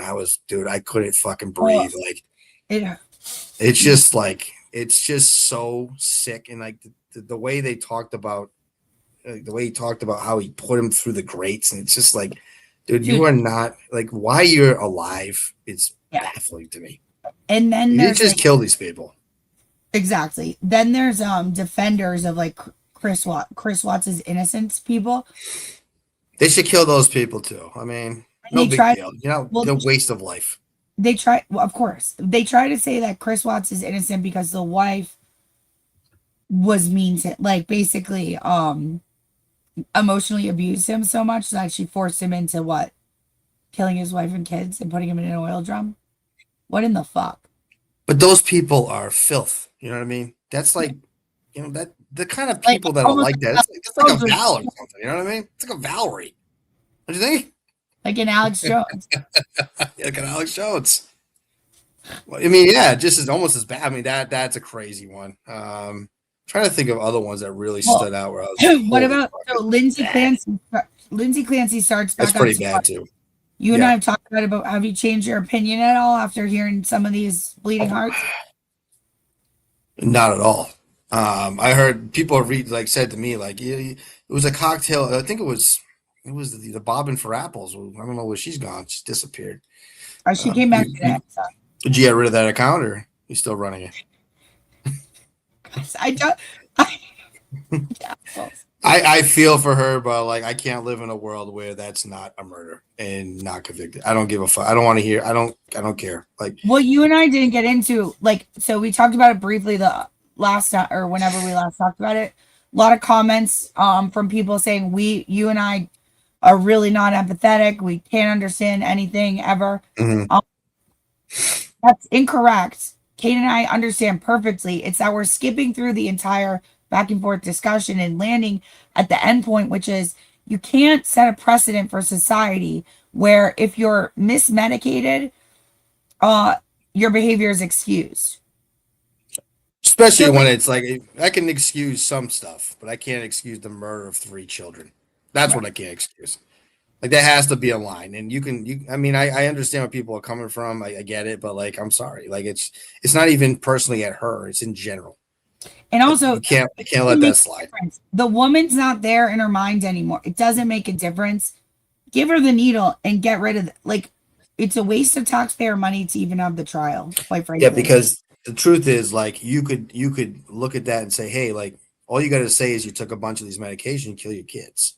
Right. Like, you know what I mean? Like, I'm not saying it's not a perfect scenario, but it's just a precedent you do not want to set. You want to say, like, when you do this, you're fucking going away forever. So get that in your head, you know?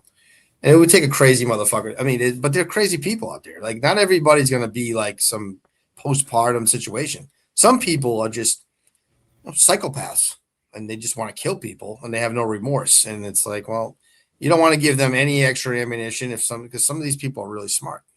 You know, look at guys like Israel Keys. You know who that is? Yep. Like, Israel Keys, literally one of the biggest serial killers that ever existed. Well, he's the craziest. I mean, he used to bury kill kits in places in nowhere, like in middle of Vermont, and go back 2 years later and dig that shit up. Just pick houses randomly, butcher people. This is crazy people. Yep.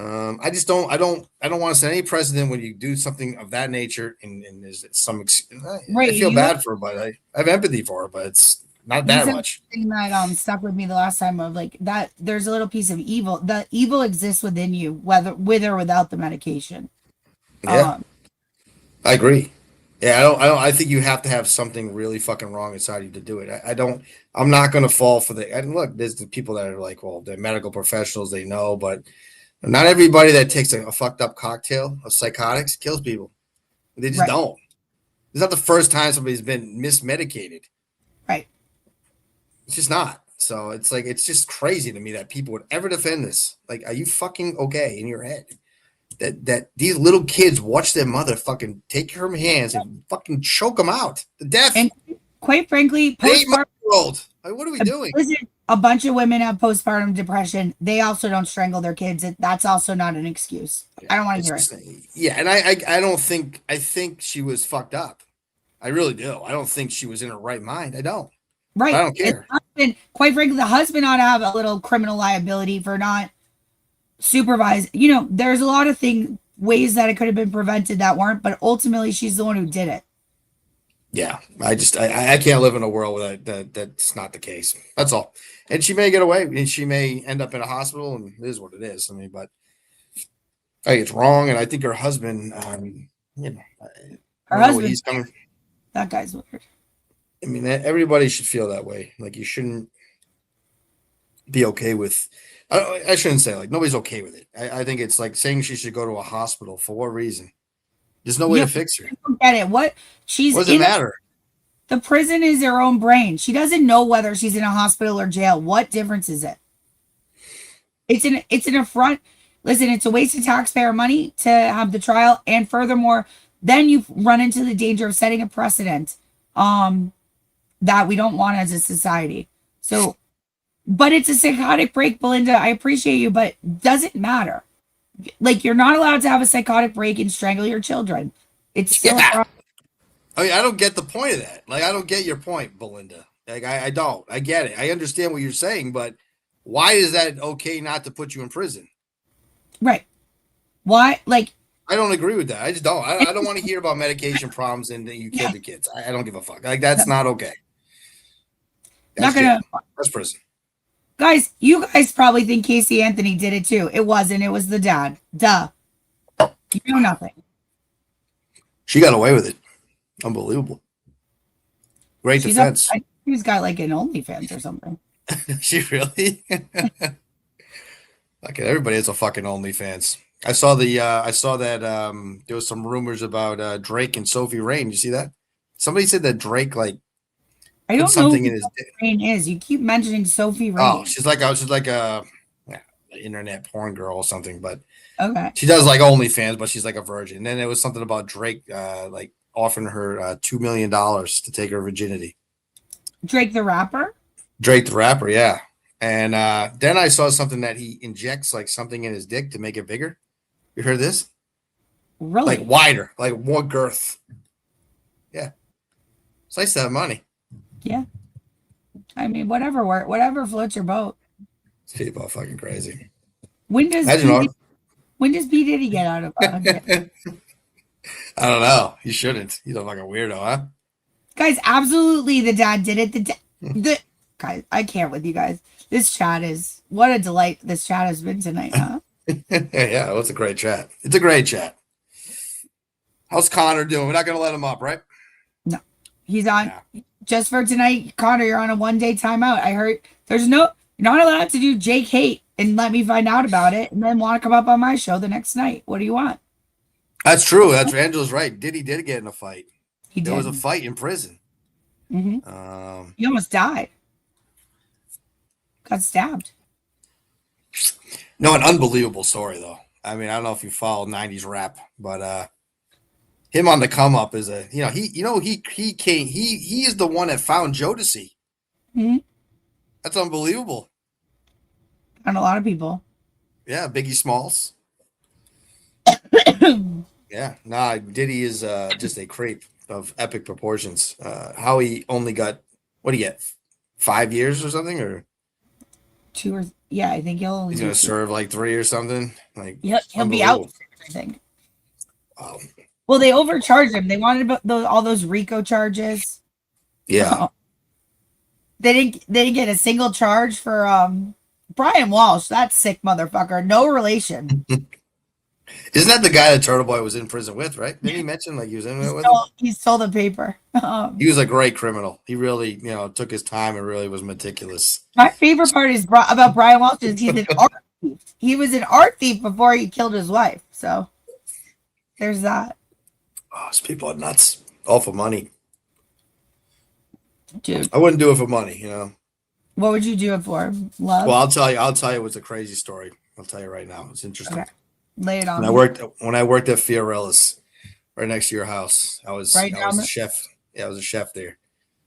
They could have put a statue there from they should have. I mean, I ran a great food costs, great food. We did big. That little place was doing like $70,000 a week in business. That's crazy. Yeah, it was awesome. That's a lot of money in a restaurant. For a little place like that, we did so much to go. Anyway, doesn't matter. Huge. Yeah. So we had this small. Go ahead. Sorry. No, Fiorella's is relatively small. I mean, not huge. Yeah. No, we did a lot of fucking business out of there. It was crazy. It was a busy place. It's a fun place. So I worked with a guy named Kevin. He was an ex-cop. He was a bartender. Ooh, and he was not anymore. He's not here with us, but so he's you know, I hate to say it like this, he's not a great guy, obviously, but he was a fine guy. So one day he didn't show up to work.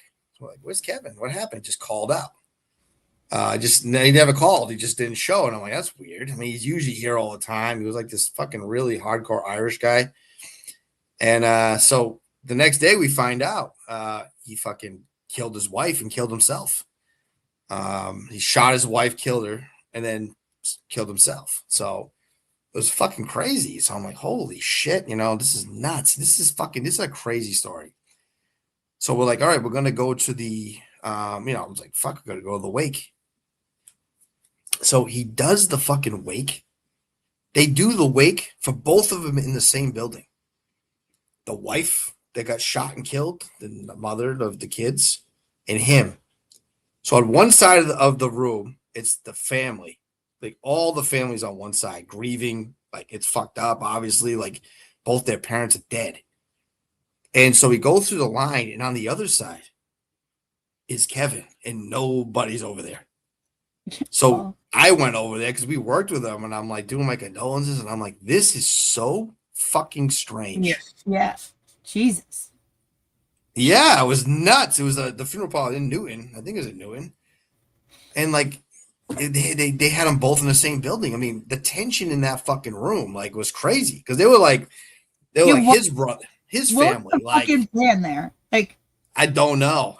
It was so fucking strange. You needed a 2-for-1 deal that bad? I don't know what they were thinking. I'm like, this guy just killed her and killed himself. Crazy. And he was an ex-cop, so they're like cops there. Like it was just I've never experienced anything in my life quite like it. And when we got back to the restaurant, we sat there and just looked at each other and we were like, what did we just go to? What the fuck was that? Yeah. What the I mean, now we had to cover shifts, which kind of sucked too. But the bigger piece of it was this guy, I've never seen, I can't imagine anybody's ever done that. Have they? Have you ever been in the same wake as the person that murdered you? No. I mean, it's just, it was crazy. Come close a couple times. It was just, it's. That's bizarre. That is bizarre. Very bizarre. It's so bizarre. We always talk about it. When I talk to them again, we're like, remember that wake? I'm like, yeah, man, that was wild. Trippy. What the fuck? It just was so weird because on the other, because somebody's dead they had 2 caskets, and on the other side of the room, it's like nobody's there, which makes sense. But his family was there too, and her family, and they were it just was oh my god, it was what are we doing here, dude? That was crazy. I mean, I guess in that moment, you don't know, when those kind of things happen, you obviously can't ever plan for that. You're not ready for it. But that's just not the right move. It's just not. It puts everybody what are we doing here? Just a very awkward thing to do. I don't know. Very weird. Very weird. Anyway. I don't put him out back. I don't know what to tell you. It's my Fiorella story. Great place. Shout out Fiorella's. Yeah. Great restaurant. Local restaurant to me. Next time I'm there, I'll invite you, and you don't worry. People will know you there, and they're not going to shun you. They're not going to make fun of you on the internet or get banned from live shows or something stupid like that. Man, tough. They'll just say, "Hey, how you doing? Nice to meet you," and serve you a drink. Guys, I'm a nice girl. I just wanted to make new friends. I'm sorry. Yeah, it was fun. Yeah, very, very, very weird story. Well, at least we'll always have this. Look how happy you looked. That was before Kirk called you those horrible things he did. Fucking So prick. mean. Okay, I can take it. I can handle it. I don't know. Pats are back. I'm glad Pats are back. Is finally in. Saying I had trouble landing the plane. Yeah, you're right. I don't know what you're talking about, but sometimes I do. So yeah, why don't we get Pats are back on? Why don't you come on the show? Right, Jay-Z? You're right. Get him on the show. Pats are back is one of the ones that sent me some advice after Baker's Oh wow. sectioning. Anything stream. good? Let me hear some of this advice that he sent I you. already told you about it. It's paragraphs did? long. Oh, never mind. The first piece of advice was, I know you think Pat Ford likes you, but I found out that he doesn't. Oh wow. Hot take. Thank you for that intel. Yeah. Pat Ford, by the way, told me to shit a brick in Nurse Kim's chat. He goes, buy some memberships or shit a brick. So let's just to go back to that quick, so we can get out of here soon enough. But what's your overall take with everything? Do you think so? Where do you land? Just give me the full J7 take, or like kind of like the whole thing put together. Where do you land? There's room for everyone in this movement, including Paul. I think Aiden also is under a lot of pressure and stress, and where he usually is tactical, I think he's fucked up with this. I think it was a big mistake to do this to Nurse Kim. We see what you're doing from a mile away, and if you think you're gonna try and destroy Nurse Kim's career the way you tried to destroy Jess Machado's career, I would think again. The women, okay. Like everyone loves you, Aiden, but everyone loves Nurse Kim too. You think Nurse Kim is just like really hurt?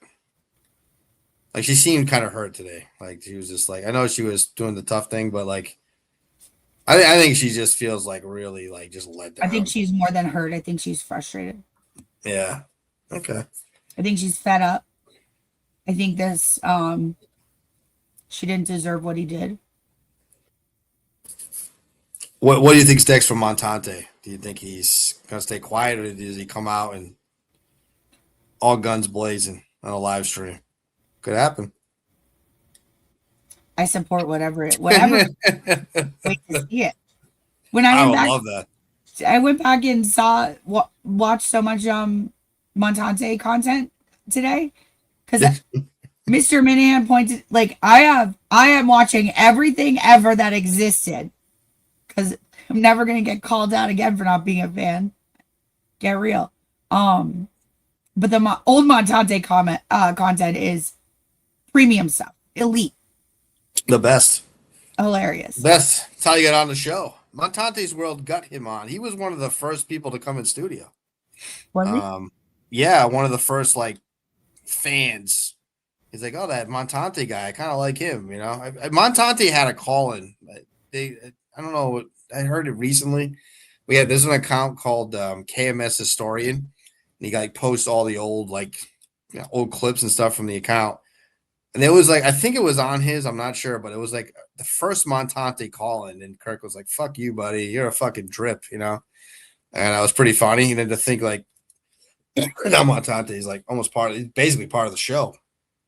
It's pretty funny, but he was one of the first like people to come in the studio of like it's never over. Fans. Yeah. So I mean he's done a lot of shows. So we'll get you back. Now he's he gets offended if we say Nurse Kim's stream doesn't start in time. Now he's gotten to that point. Now he's fully in this world. I don't know if he can go back. We'll see. He's in the middle of it because all the boys are talking about Montante to get him to Kim's skin. Which is a good move for those guys. We know that bothers him. Like if you were let's say you were dating Jake right now, I'd just make fun of Jake to piss you off. It would piss you off, right? It works. It's effective. I'm just saying. Just being honest with you, it's an effective move. That's why I don't think they don't not like there's nothing not to like about Montante. Like, you know what I mean? It's just not like he's just a nice guy. So I just know I know the tactics. He's the best. Like if I really wanted to get into your skin, that's what I would do. But now I see but now I know what you're doing and it wouldn't work. Yeah. It's like what D-Lo is trying to do today. Like he's trying to get under my skin. Yeah. And it works. Because I know D-Lo's a great friend of Jake, good guy, good It was nice to meet him in person. I appreciate him. Yeah, King. I saw you there. You're trying to make yourself the fucking center of attention. And I'm like, okay, so give me some examples. Yeah, exactly. That's all I'm saying. Like, I didn't even wear anything with cleavage on. Like, oh, so unfair. could have been more casual. Like it was casual experience. I don't know. Hey, look, it is what it is. You know. Well, listen, whatever we have to do to Team get you Kirk. back in, I'll help you. I got a feeling I'm going to be doing. Can I say I didn't like some of the suggestions from Cliff? What were some of the? It matters. I got to roller skate from fucking through Rhode Island to get there. I mean, Cliff, have a fucking heart, will you? Have a heart. Like The make man it at has- least like doable, you know? Go fucking skate for 4 hours straight. I'll fucking die. I'm gonna have to die to get into that Rhode Island show. Like I am gonna have to eat shit for this. Like Kirk was actually upset, so I know for a fact like I'm going to eat something to get into that show. It's gonna be something that I'm not going to enjoy. For the people that hate me, congratulations. I will suffer to get in that because I have to go to that Rhode Island live show. Have to go. I'll be on my best. I'll be on my best behavior. You're gonna come, right? Me? You're my guest. Yeah, you can come. Okay. I'll pay for you.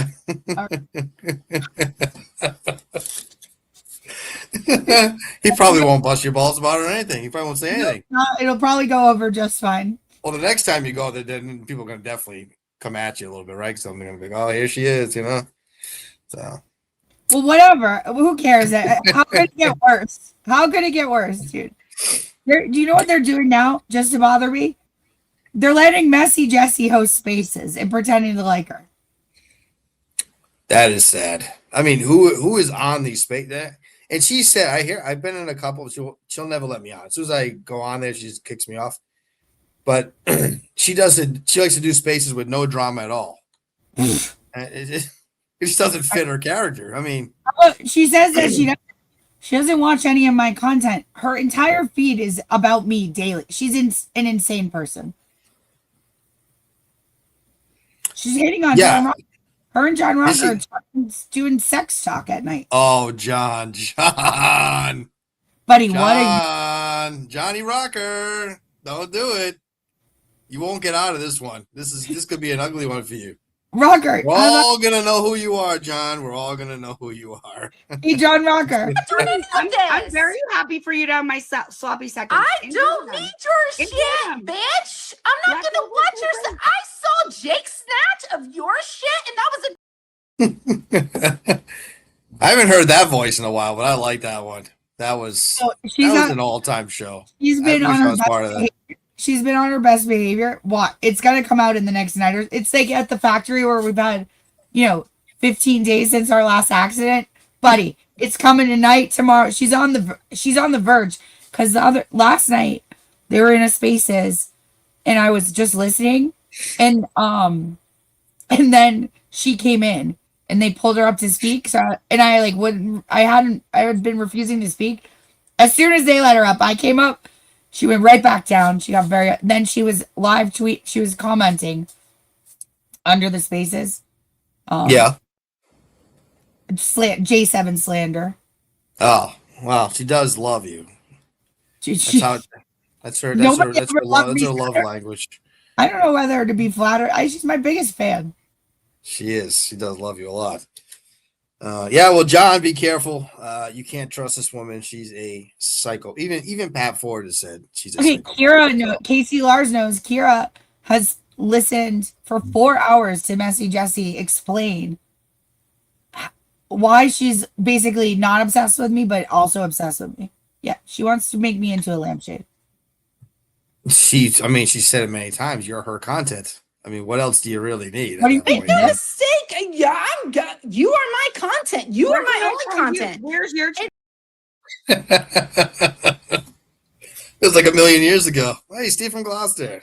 I haven't heard from him in a while. Hope he's okay. Steve's okay. Miss you, Steve. Yeah, he's all right. Oh my god. Poor Kira. Kira, I had to go rescue Kira because Messy Jessie was fixated on her next. I was like, buddy, you come over to our side. We have fun here. I know what I wanted to ask you about. I forgot to ask you this. What was up with that Jimmy video through the woods? What's going on with that today? you see that thing? I did. What's going? So what happened in there? Maybe I'm I going to think- watch it, but I was pretty interested about him walking with a sweatshirt in the summer through the woods. And then he went kayaking later. Did he really? I think Jimmy was trying to enjoy nature Mm-hmm. and not He had a be- microphone. What do you have? A microphone in a box? He's like carrying a microphone while walking around the fucking woods. That's a wild scene to see that come up on that, Can right? you imagine? What At are like you 6 doing? a.m. at sunrise and Jimmy's just talking. Fucking crazy. I just saw that microphone. He's like holding it like hey, he's walking through the woods. I'm like, holy shit. Yeah. How was it? Funny or? It's always funny, right? I always think it's funny. Everyone is reading into everything Jimmy says. My take is that Jimmy wants to stay out of, he's not trying to take that. Yeah. He's Switzerland. Right. And so everyone's got an opinion. They hear a joke he makes and take it to the I don't know. That was very funny though. Just the image was funny. Like I think about the person walking by and being like, what is this fucking guy doing? Like biking around to the woods. It's very funny. Anyway. So we'll see. I mean, I thought it was nice alternate content. After Kim's stream, it was nice to have him he was kayaking in a hoodie for some reason, but it was very funny. Yeah, I appreciate the creativity. You know what I mean? I like that. There's gonna be people that interpret it as him talking shit, and other people that interpret it as him relaxing. I interpret it as Jimmy being Jimmy. I don't know, Yeah, pretty consistent, huh? Right. I just don't take anything Jimmy says personally. I don't think it's ever that serious, Yeah. No, I know. If you got Titty Rutsman comment on your show, I think it's not that serious, Titty Rutsman is making some noise. I think how serious would you take it? Yeah. I like that guy. But then again, I'm not. Other people have everyone has their own opinion. I have no insight into it. I want everyone to get along. You get that Coors Light sponsor yet, or what? It's gonna happen soon. Any day now. Cam up. How's the merch selling? Selling any merch? Yeah, it's sold out. Really? Fuck. No, Good of for course you. not.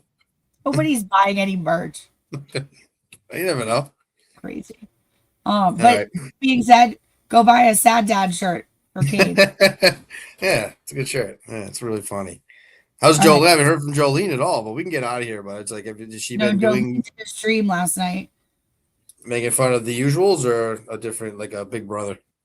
No, Jess Machado and Moons. Oh shit, Moons taking some heat. Yep. Has Ocean spoke up yet about the stabbing in the back yet? Nothing. No, huh? not yet. But Oceans was in our chat earlier. I saw her. No, it might have been Friday night. Jolene did that, but it was too boring to even watch. I don't. Yeah. I Not for can't me. Yeah. I do want to hear the Moons though, like counter to. I'm sorry, the Ocean counter to Moons. Maybe she won't do it. Maybe she's gonna take the high road here. Well, you can reach That'd be out. unfortunate. If she wants to come on, she can come on, but you reach out to her.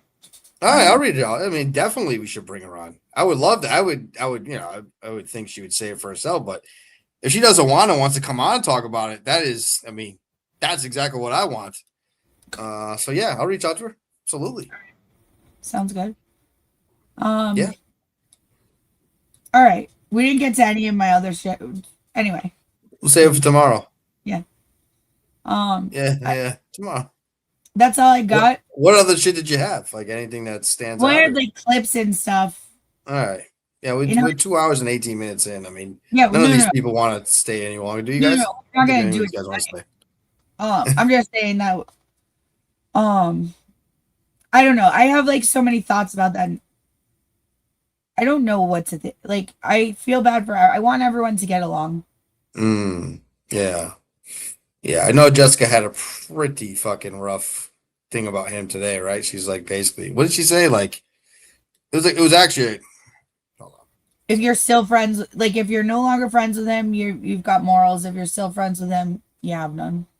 Yes, you got a good memory.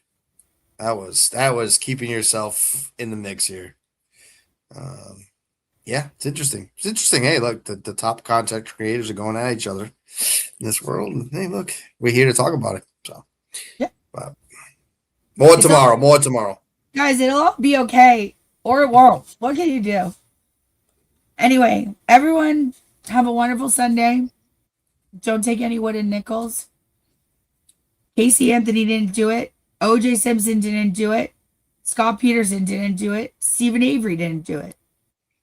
And that's all I have to say. They all did it. They all fucking did it. Stop. Good night. See you in spaces. And God bless you, Mr. Minahan. You're our hero forever. And you can call me names anytime you want, sir. Sometimes God doesn't calm the storm because the storm was never the problem. Sometimes he lets it rage so he can calm you. That situation wasn't meant to break you, it was meant to build you. See, everybody wants peace, everybody wants clarity, but nobody wants the pain that produces it. But growth don't happen in comfort. Strength don't show up in silence. The storm revealed who you were, but it also revealed who you're not. And that's the gift. The storm stripped the lies. It exposed the weaknesses. It tore away everything fake so God could show you what's real. So don't pray it away too soon. Let it do its work. Let it shape you. Because storms don't destroy purpose, they reveal it. And on the other side of this, you won't just survive. You'll stand different, walk different, believe different. Because when you've been through real pain, you speak with real power. That's why he let it hit you. It was never about the storm, it was about what it woke up inside you. Yeah. Sure. I'm not that fat, Jake. The camera adds No, 10 you pounds. have butch features, man. She has butch features. Do not. Why are you so mean? I'm a pretty girl.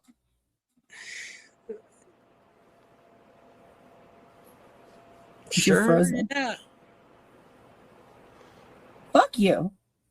No, dude, I'm sorry. Not every girl is pretty. Okay.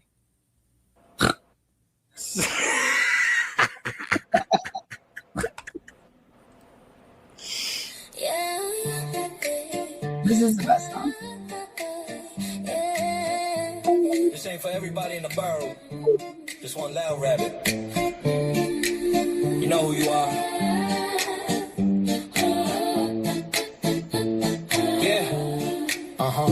Why those as she walks? She the bunny Santa Claus. Via clicks and monetization. Welcome to Jake's new creation. Armpit, ass, hip, what it matter? I told you over and over to scatter. Then you team up with Cain is Abel. He said only good things, grateful. Bunnies multiply quickly, bop one on the noggin. They come to play like it's Mary Poppins. Let yourself let go, let her soak in her own pity. You got stick up for those grip the gritty, but the rest of the rabbits, nah, they alright. Most just vibing, trying to laugh at night. Only one keep turning every room toxic. Fake tears, fake fights, whole act robotic. One bad bunny make the whole room sour. Always need attention every single hour. Carrots get thrown in the drum. I specifically searched Destiny's Child vocals.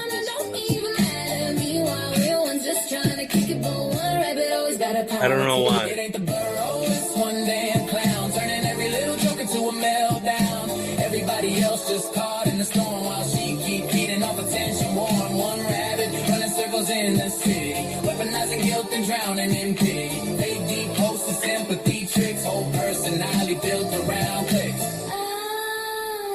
Cain at the table saying keep it peaceful. Meanwhile she's spiraling, acting deceitful. Everybody try giving chance after chance, but every conversation turn into demands. Bunny is twitch when the spotlight fading. Suddenly another crisis needed saving. Mary Poppins bag full of fake distress. Dump it online and call it honestness. One for the comments, two for reaction, three more live streams farming interaction. Then she play hurt when the jokes come back, like nobody noticed the constant act. I ain't against the rabbits. Let's make it clear. Most them cool, just drinking beer. But one keep dragging the whole thing down. The one thing that I hate about it. Everybody tired of the same rerun, same fake eggs, the same attention stunt. Leave for a week, then return with sorrow. Like nobody saw the bait by tomorrow. Meanwhile, the rest just trying to have fun. But she turned every space in the courtroom. Whole vibe shift when she entered the chat. Everybody thinking, here we go after that. It ain't the burrow, it's one bad seed. One rabbit powered by ego and need. Everybody else catching strays from the mess. While she keep a calm and emotional stress. Hot, not a curtain fall fast. People getting wise to the recycle bag. Jake's new creation still standing strong. Just one loud when he's singing the wrong song. Destiny coming back in.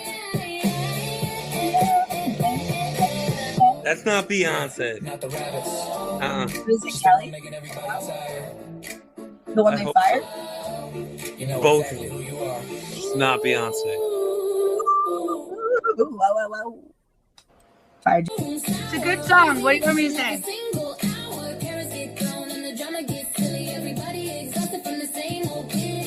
All right, Jake, I'm gonna go. You have a good night, mate. It's a good exit song for me. Take it easy, Guru.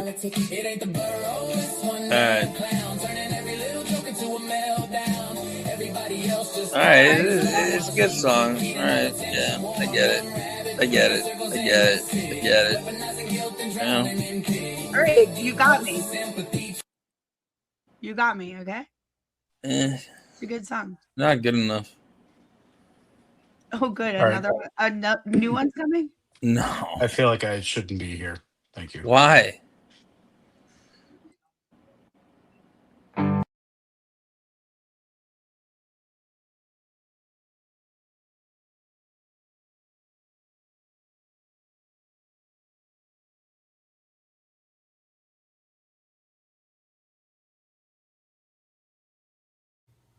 Love you. Talk to you.